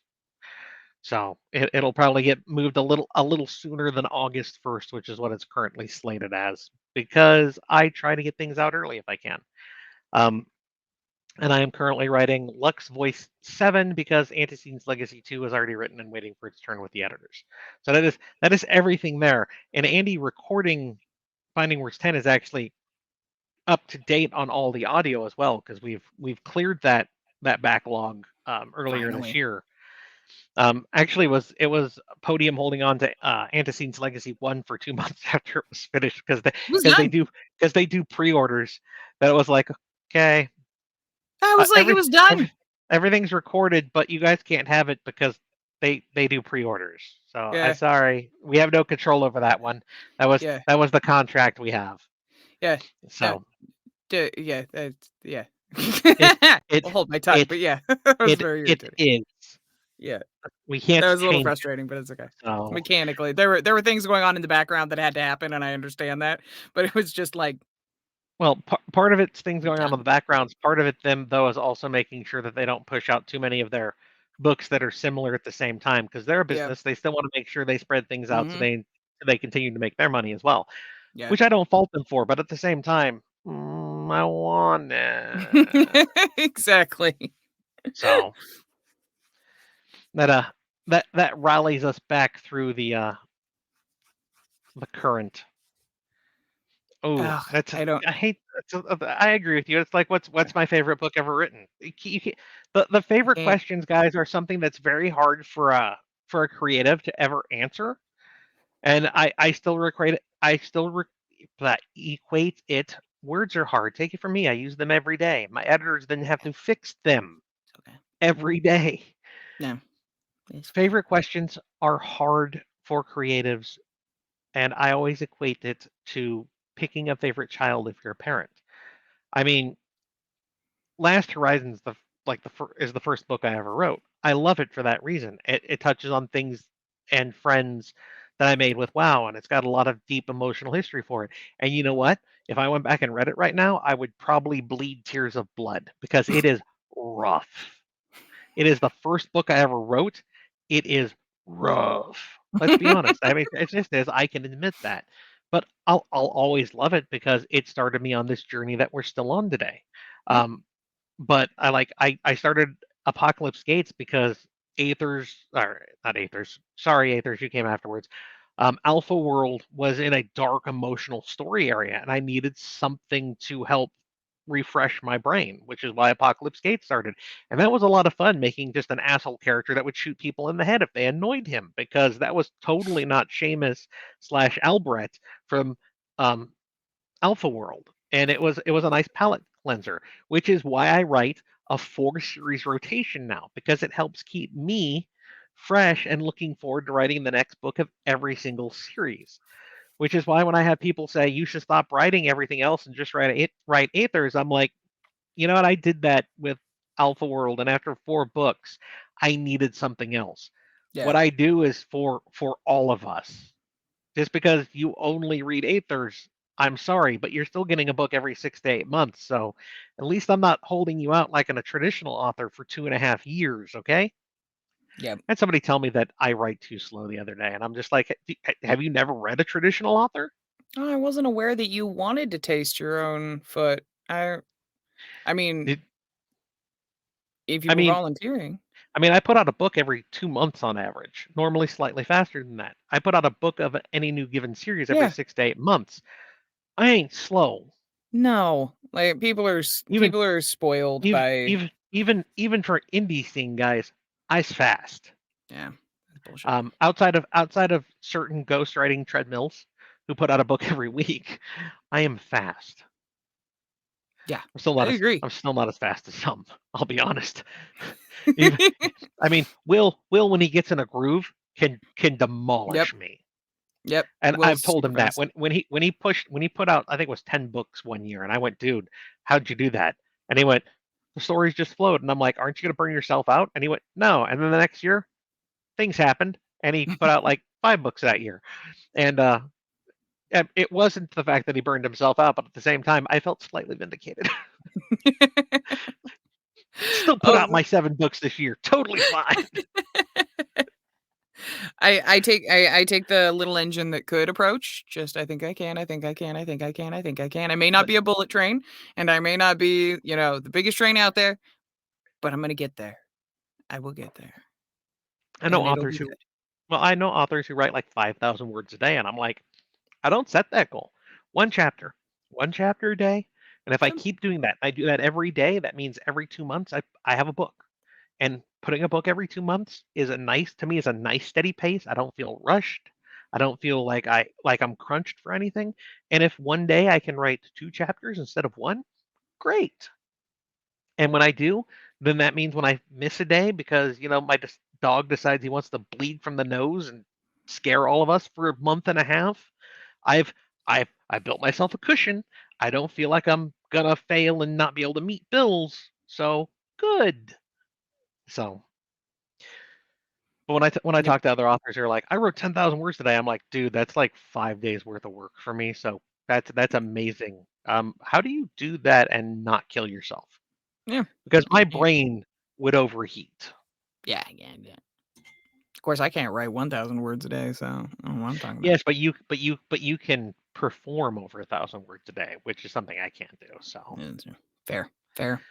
what are some of your more memorable voices? I still say floss for you because I know that it rakes your voice over the coals. Yeah, it's definitely one of the more like big ones. Honestly, the most memorable ones are usually the ones that change something or that I did something different on. The Like Antinium.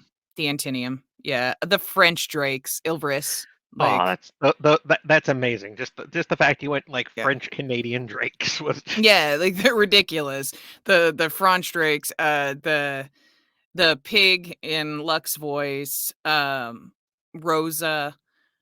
There's a bunch of them that are like that were just they were choices that I made. They were like a step in the path. Like I may have done that 13 times since then or 100 times since then, but it's that first time that I did it and I took that step and went, "Oh, Blurb." Like Blurb's another one. Like that was the first time that I had done that specific style of voice and I had sat on that voice for years because that was a tough like there's where are you going to use that voice? Like that's a slime voice. That's just what it is. So I I gave didn't you have a one. slime. You're welcome.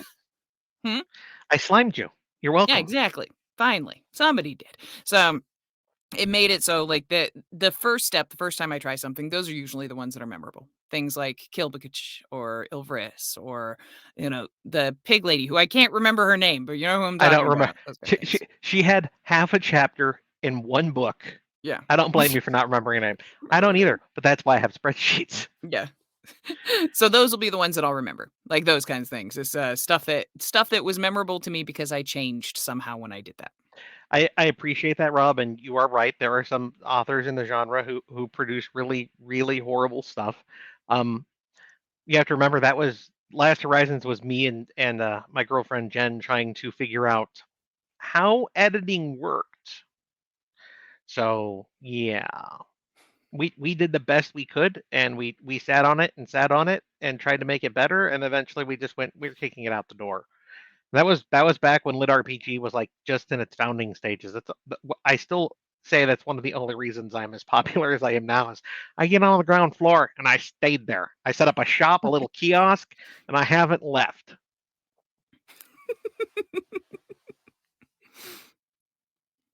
The Vagina Butler. I thought that would get you. I laughed so hard I couldn't breathe riffing about the Vagina Butler. You guys got one of them. There were so many. Like There were a couple of them. I was riffing on that freaking Vagina Butler for 30 minutes. I had a problem. I think I was just a punch drunk day. Like I was Andy, tired of something. I have to agree with you though in some ways. If I was writing a more serious sci-fi, like actual like serious sci-fi, I totally would have been like he tried to do something and realized like there was this massing gaping tentacle thing, and he's just like, nope, Exactly. nope, I'm out. Yeah, I just like the idea that he was just like strange world.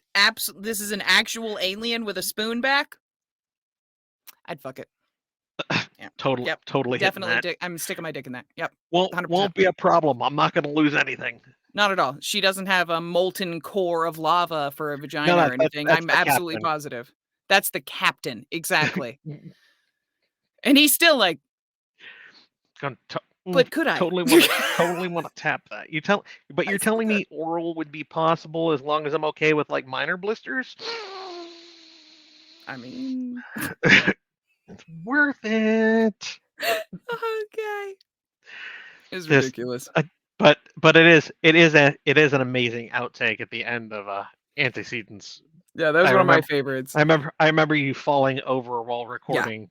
Yeah, So I lost it. I was laughing so hard at that just because of the absurdity of the situation. Like, just because she was an alien, that made me laugh so hard because it was such an encapsulation of that kind of dude bro side that Xander has. That I'm gonna fuck it side that Xander had. It was just this perfect moment of that. Of this like strange alien that he didn't understand.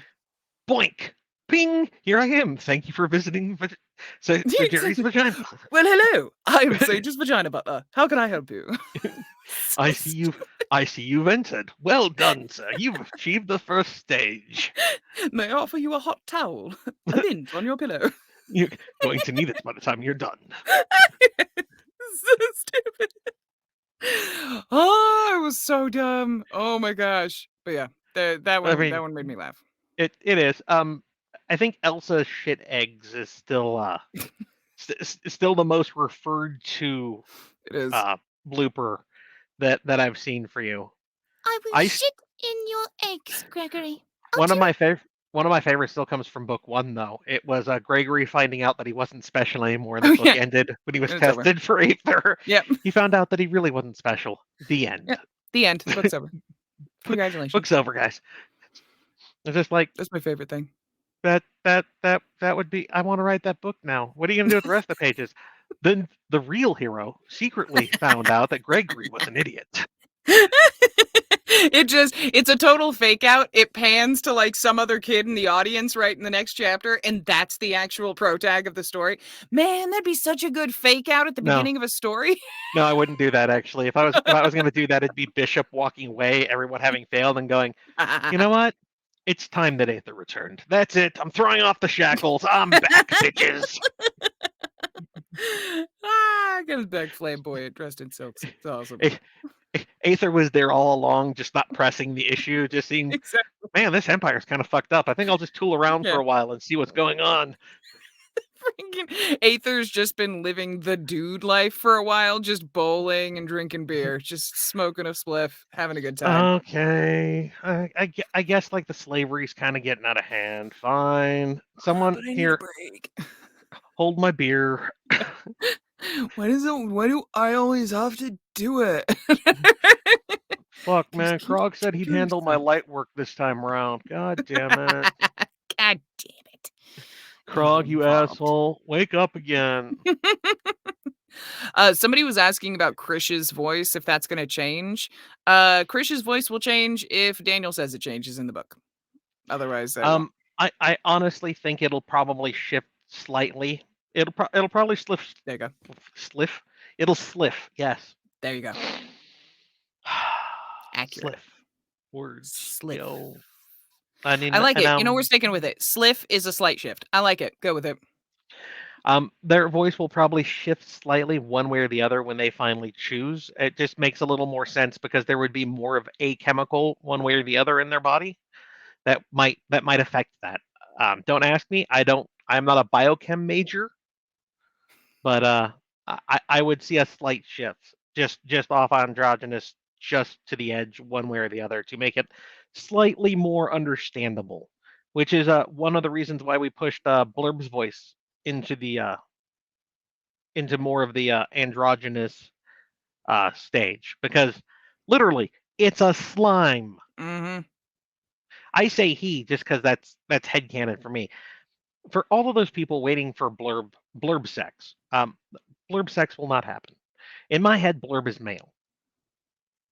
There you go. Blurb wants all the ejaculate he can get, because literally his job is to keep everybody as healthy as possible. He wants all the DNA markers he can get his grubby little slimy tendrils on. Yep. So for people who are looking forward to Blurb sex, I'm disappointing you here live on this chat now. Not going to happen. I'm okay with this. because I don't want to figure out how to moan in blurb voice. That'd be so with weird. with shifting jaw. Mm-hmm. Can we get an attempt at it? If it would hold on, wait. It would be so weird. Oh, I take it back. I might need to include this now. it's Just to so watch Andy bad. go, no. Oh, it's awful. I hate it. I hate it so much. I don't Really? like it. How much do you hate it exactly? So much though. It's wild. That I just do have to. that sometimes I you do have just to hold the feel a line on TMJ it. attack. I do have to hold the line on things. I don't know if I can go that far. If I ever write a superhero story with the main character be an asshole or a good guy, I will not know until I write that story.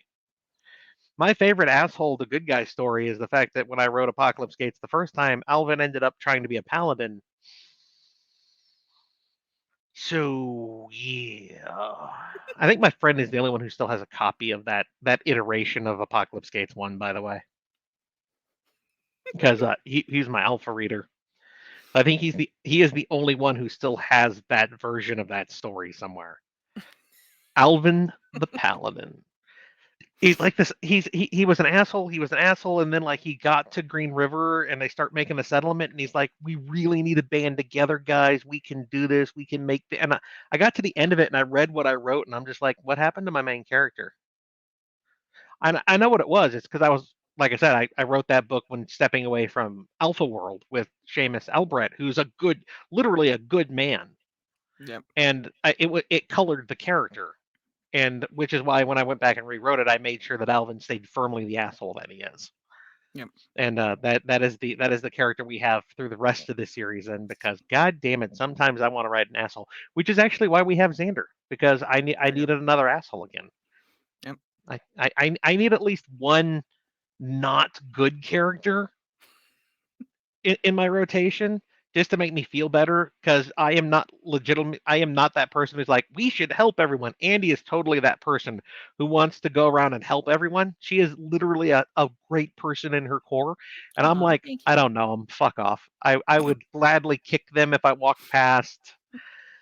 So I need at least one me in every bunch of characters. And then He's the rest full of the, shit, by the way. and then the rest of them are the people that I should aspire to be, the good person who wants to help out. Bullshit. You don't know me. Bullshit. You don't know me. You don't know me. I At know you least in the pretty fucking biblical well. sense, you don't know me. It's absolute bullshit. Nothing wrong with a little bullshit. Why's it gotta be like that, Andy? There's nothing wrong with a little bullshit. Man, so mean. What was I didn't read all of it. As a character from AL that is okay. I read that one. Okay, good. Moving on then. When I encounter editing. Oh, here you go. I saw that comment, and I'm not gonna lie, I can't fucking remember what I did for the Mind Flayers in Azeroth. I don't remember what that was, because there's so much story in Azeroth, and they were such a tiny part. And I don't remember anymore. I don't remember. I remember there were Mind Flayers, but I can't remember. They didn't have the blurb voice, I don't think. I think they had like a weird breathy thing. Hold on. Okay, talk amongst yourselves. I gotta look this up now, because now this is like I can't figure this out.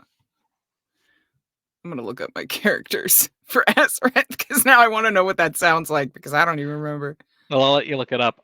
Will we ever hear about Nick and what happened to him? I mean, it might happen to Vandrel, it might not. Since the story doesn't focus on him, there's a reason why I try not to shift views, guys. I dislike books that POV shift to a massive degree. Yes, they help some books, but I find mostly they hinder most books. So I try to never POV shift if I can help it. If there is a POV shift, it is normally the main character is just getting there or just leaving there. And I can tidbit either way and feel okay with it. But like in Aether's Revival 7, there is no chapter that specifically shows Yuki or Jen. I don't do that. That's not how I after action reporter. Could I do those things? Yes, it would be easy, but at the same time, I hate it when that happens in most books. So I try not to. I'd much rather it come back to, because the main character is only ever gonna find out about those events when they meet back up with or get told by that person. And I would rather just have that happen. Oh, by the way, when I met your friends, this kind of thing happened. But don't worry, I reattached her head. You know, just saying. Just in case Yuki slapped somebody so hard their head came off. I'm not saying it happened. Not saying it didn't happen. But whether or not we ever see Nick again, I think some of what happened with Nick will eventually come out, but I'm not gonna like try to fit it in to any one thing. Did you find what you were looking for, Andy? No? Okay. It was a chance. But yeah, we will probably find out what happened to Nick. It probably will not be for a couple of books unless like it's a talking point in Kroga when they all get together and they get like the drafts from what's going on in the empire, the updates from your country of origin that tells you, by the way, you're freaking ambassadors, these are the things you should know that's going on back home. But that kind of thing is probably very much a clan issue. I don't see the Eternal Flame publishing it anywhere or letting people know. So unless it had to be made public to save face for the clan, I don't think we'll hear a whole lot about it. I figured it out. It's because it's not a Lithid. That's what was screwing with me. It's a psychic demon. That's why. It's Weavy. Weavy. Sorry. He's not an Lithid. That's why that screwed with me. Okay. Yeah. Weavy. Everything Weavy says. Oh, I remember that character now. Yeah. Yeah, but he like talks like he's trying to figure out the world, like he's licking the wood floor and stuff. Like he's hilarious. I love that character. Hey, you leave the floor licker alone, okay? He's doing his best. He is. He comes from the salt. Wastes, which is just literally there's nothing in it, and so he gets ported into this other world, like the actual real world, quote unquote. He just proceeds to start like licking the wood floor and massaging trees and stuff because he's never been in a place that is not just salt. Yeah, Weavy though, that was a really fun voice. I like that one. Sorry, figured it out. I want to know, does he get confused by the trees because like they have bark? Does he think they're dogs then because of the bark? No, because he has no frame of reference for barking. He has no frame of reference for anything. He will ask questions like that though. Bark? What do you mean? Is it noise? Like it's weird. I liked Weavy. I remember that character just because the voice was different, and he, like you said, he had no frame of reference for anything. So it was it's basically taking the 40-year-old with no frame of reference for any, basically 40-year-old amnesia victim, and being like, and here's the world. Yeah, exactly. He's this like near immortal demon that is just suddenly been shown the world for the first time when he had no frame of reference for it. That's the best part. Makes me laugh the entire time. I love that character. I'm actually gonna kick this one to Andy first. How many women in the harem is too many for you as the performer of the stories? When do you start going, oh God, I wish this author would stop?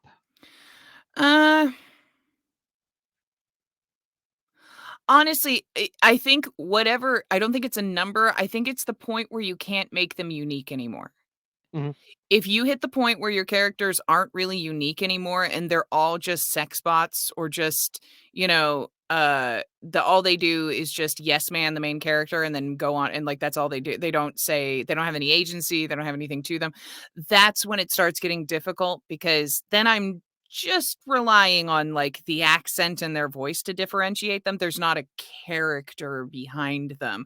Like does Sean have a lot of women in his harem? Yeah, absolutely. But each fucking one of them is unique. Everybody's different. Even if we haven't spent that much time with them, I know Callie is different from Zenta, is different from Rumia, is different from Mona and Lona, and all of them are different. So If you can handle all of them and they are different enough, that's awesome. When they are not different anymore, when they've lost their individuality and their agency, that's when it gets tough.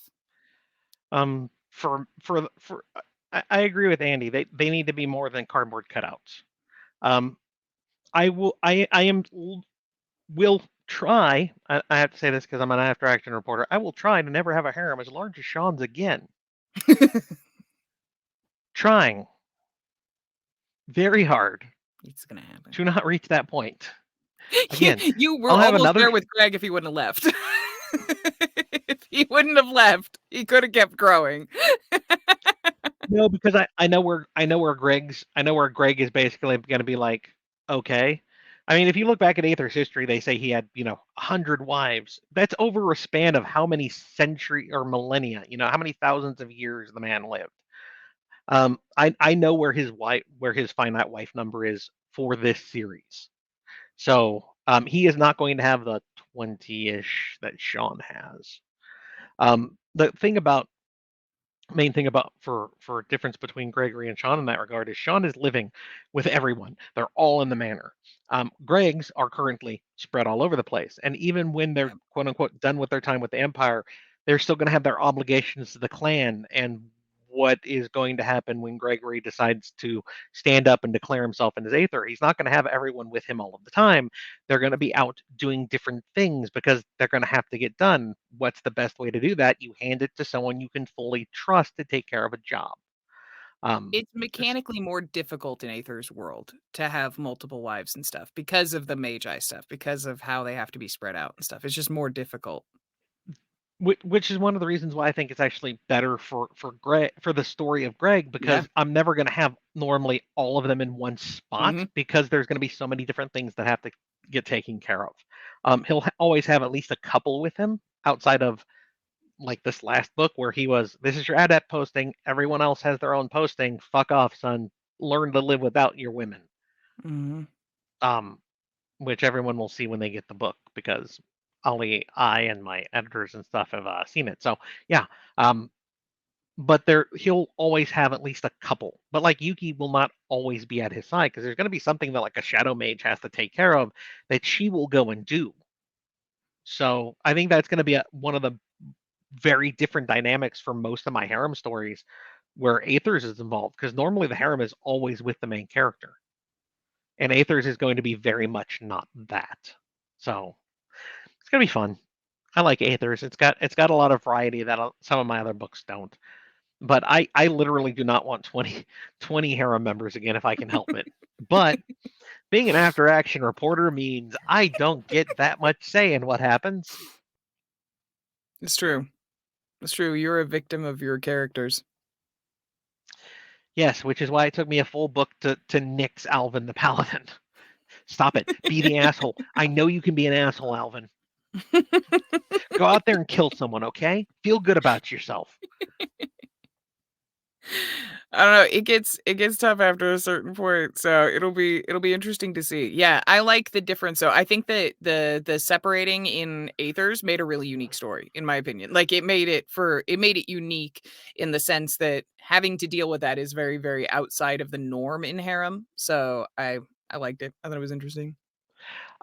It is one of the things, and I have a lot of people who are really worried, specific like last book and this book for Aethers because he's not around his wives really. I mean, he had a small like month or so when he had them for the tournament, but he's really not around his wives. And a lot of people, especially with the harem community, you can't have a harem without the women there. And I'm like, because you never take a business trip. I mean, because that's what it comes down to. One of the people I know, and I'm not naming names. I'm not throwing people under the bus because I'm not Andy. Nice callback to the start of this stream. I liked it. I liked it. There's clean. People in the poly community who have upscale what is that white collar, that big muckety mucks who are in poly relationships. They have business trips that their home maybe a fourth of the year scattered throughout the entire year. And they can still make it work. So don't tell me harem can't work that way. I very much know that it can.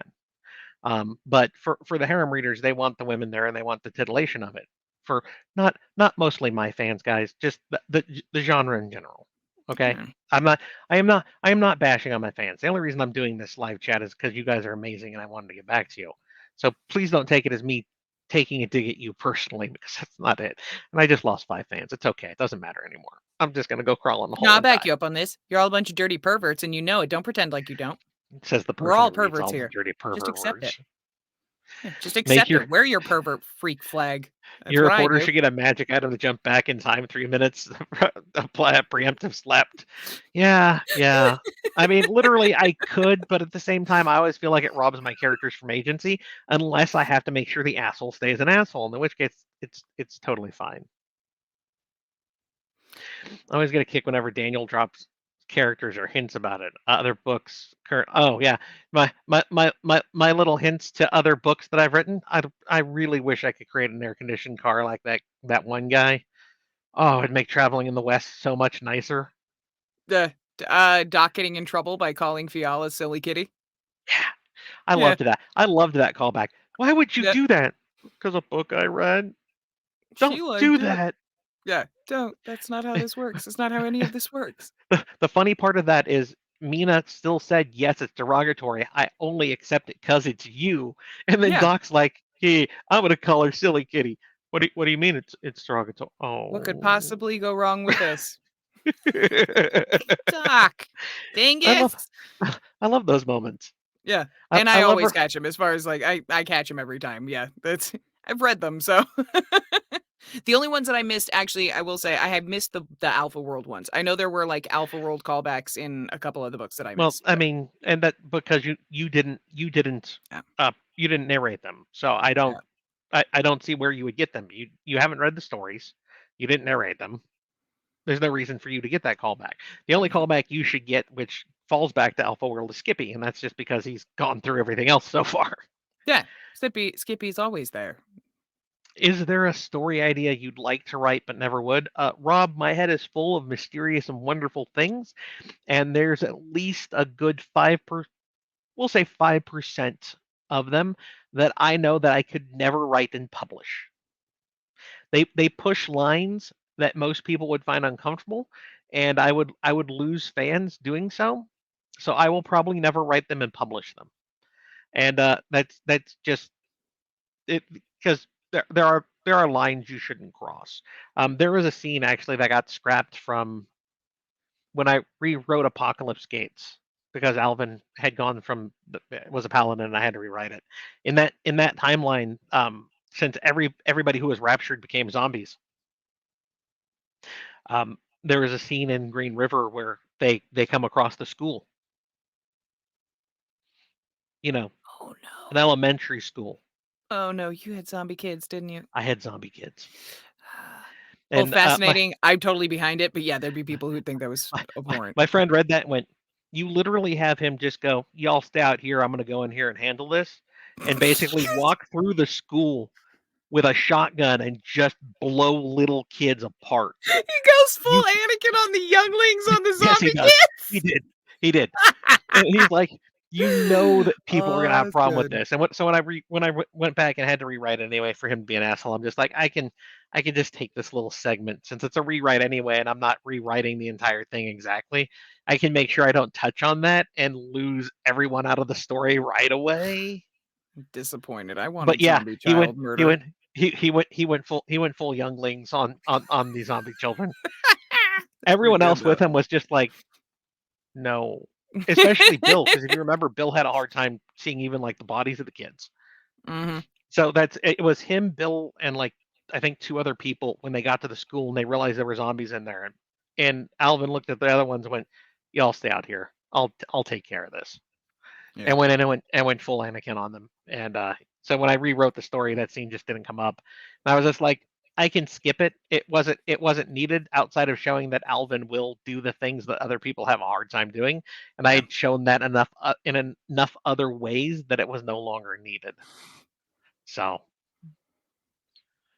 Skippy the bushwhacked kangaroo. I mean, I haven't made him a kangaroo yet. I need I need an Australian story for that. Then what I are you hope we gonna don't do? have any I'm gonna male kill. characters in that. Because my male Oh. Australians sound like cockneys. I've I had trouble mean, with that. It's so gotten better, but oof. I shouldn't make any male Australian characters. I mean, I can now to a limited extent. Just don't have a whole book in Australia with male characters. That's going to be a problem. I had to because TWI has male Australians in it, but I just want to point out, Andy, just because my fans, right? Hang on. Yep. Yep. Yep. So A lot of people don't understand. You have limited writing time, so I also have limited writing time. That is correct. yeah. The only reason oh my voice just cut out. Hang on a second. Water. Don't worry, we can all go Andy through has puberty tea. I have together. water. The reason I stick with my 4-story rotation, guys, is so you can have the stories out in a semblance of time that isn't traditionally published time. And Antecedents Legacy got published because I gave up my reading time, my gaming time. I gave up free time just because Antecedents Legacy was like, write me. I'm like, dude, I already have 4 other stories. Doesn't matter.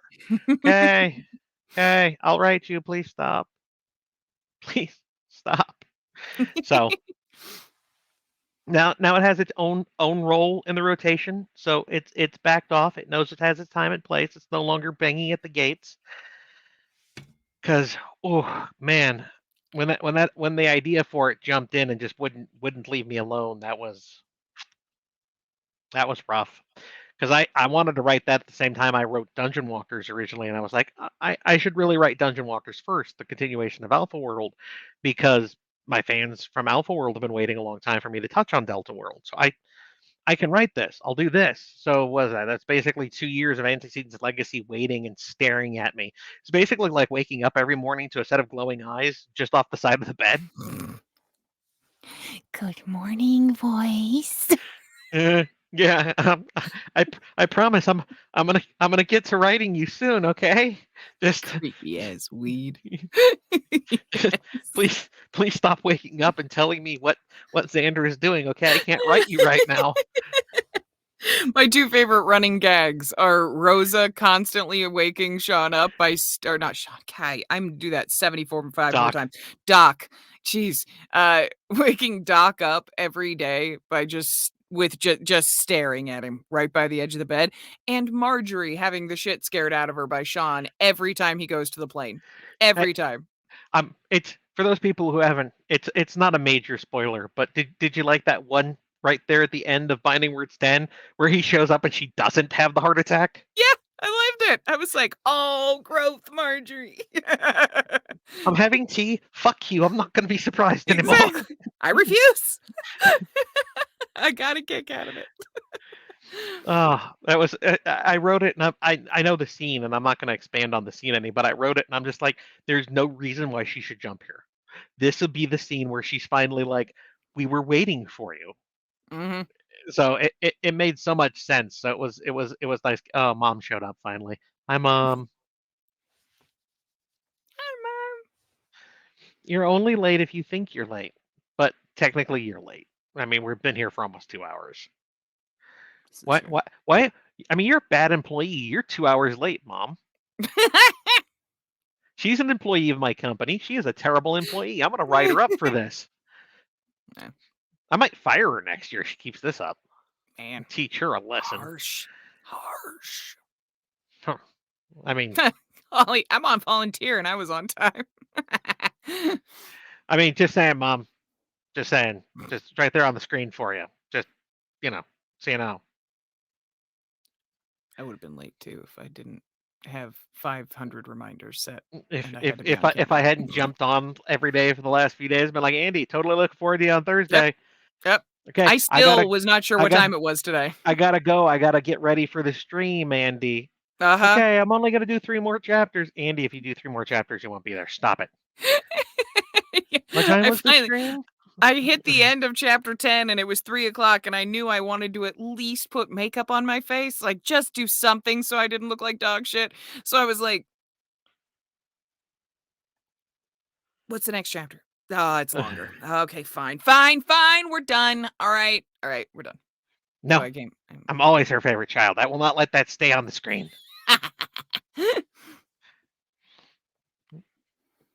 A deity is never late nor early. I mean, that's why I am always on time. No, I just choose to exist outside of the time stream. we know you're on Islander time. Mm-hmm. Yeah, I Eh, just exist eh, in my own world. I have come to understand with Andy after playing with her most Fridays for the last couple of Mhm. years. Andy and Hawaii would Yeah. be like that paradox that destroys the universe because they both have their own idea of what time is. Yeah. I'm either an hour and a half early to something or 10, 20 minutes late. Like, I just try to default to being early, but then by being early, then I stop paying attention. Like when it's our game nights, it's always I'm waiting for someone to send a text message or like I'm waiting for someone to send a message on Discord, so I'm just sitting there staring at the screen so I'm Uh, not late. well, I know that might be the case now, but it wasn't It was always not the at the start. case. No, it was not at the start. I texted her like 20 minutes ago. We should have started, but Yep. maybe she I forgot. have real bad ADHD, so if I stop paying attention to something, it doesn't exist anymore. It just doesn't exist. I will snap to 30 minutes later and go, "Ah, fuck! I was doing a thing. My stove is on." I just want to point out I'm probably gonna finish Binding Words 11. Will probably be published like late the end of this year, early next year, and that will be 5 years of Binding Words. Man. You will have been with me for the entire time, Andy. The series of mine Aw. that you started with and High just five. finished 5 years of Binding Words.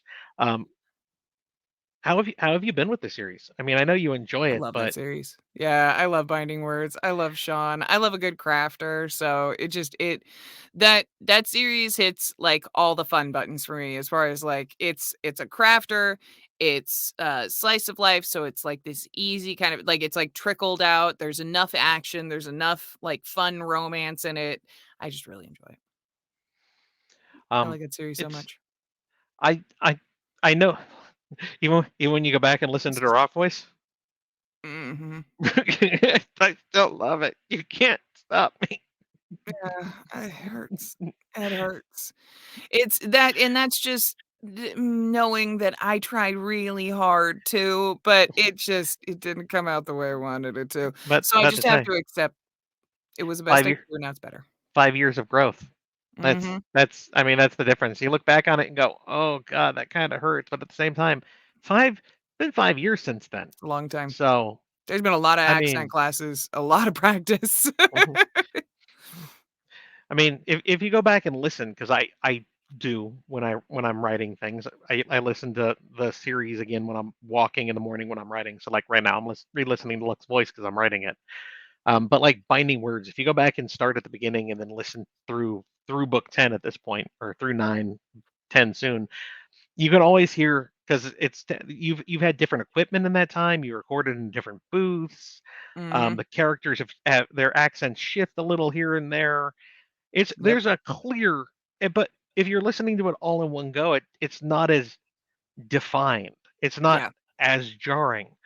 But if the last thing you listened to was book 9 of Binding Words and you jump back again on book 1, some of those voices you go, whoa, Yeah. hang on a second. Yeah, who's that? Why does Mina sound like that?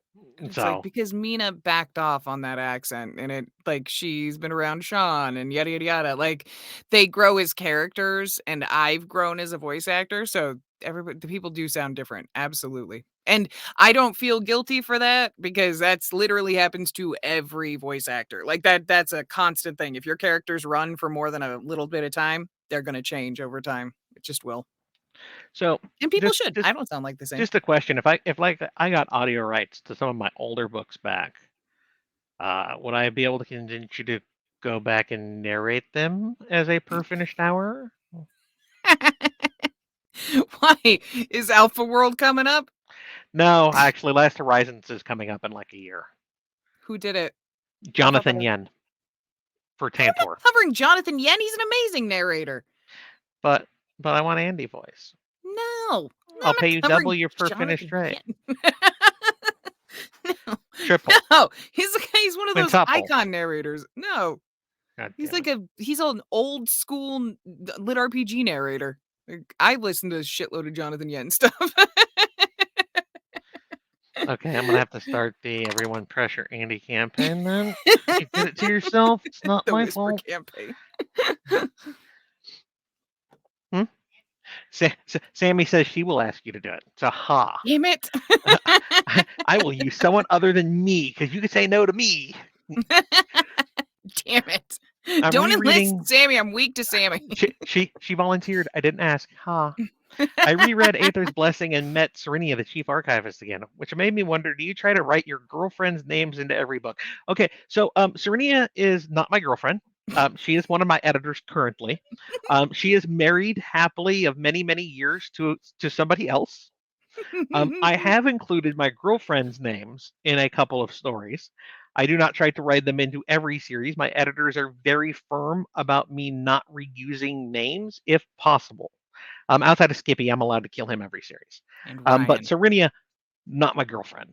I mean, Cat Mom, great person. I love her to death. We actually have a lot of the same humor, and we'll meme each other the same things like within minutes of each other because that's just how our brains work. But totally not together.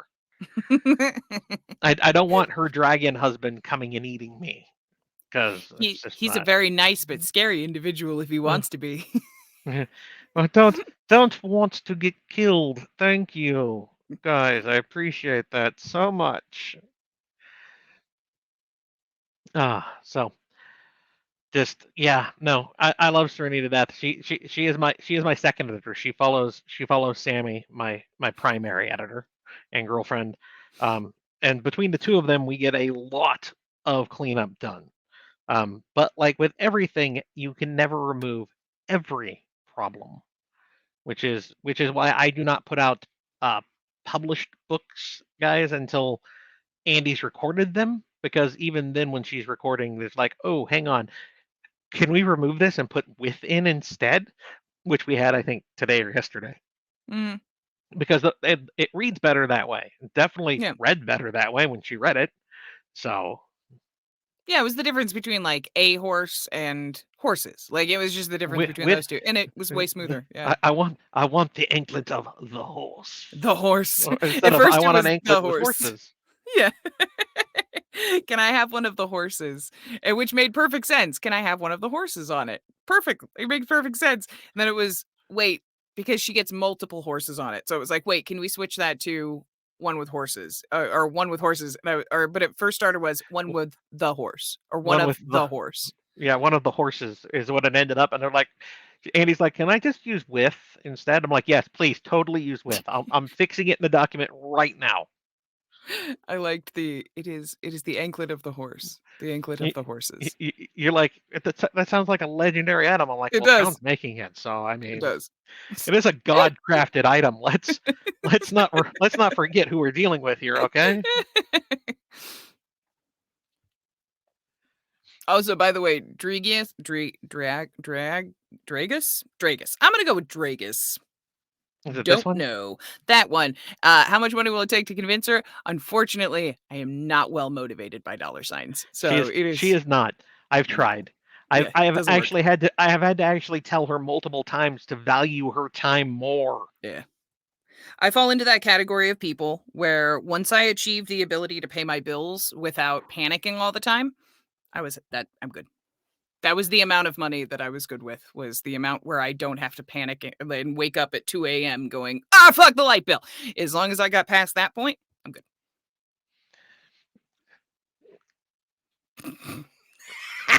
Serenia is my work cat. She is the work cat. She's my stream mom. Like Serenia is mom. She works with both of us. Mm-hmm.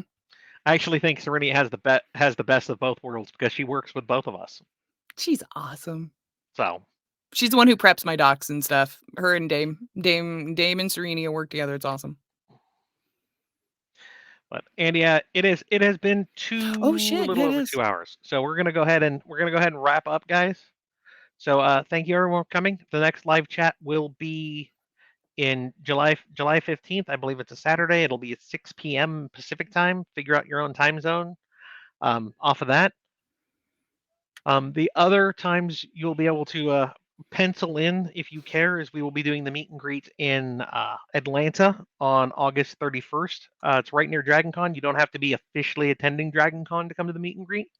And there will be shirts that we will be giving away.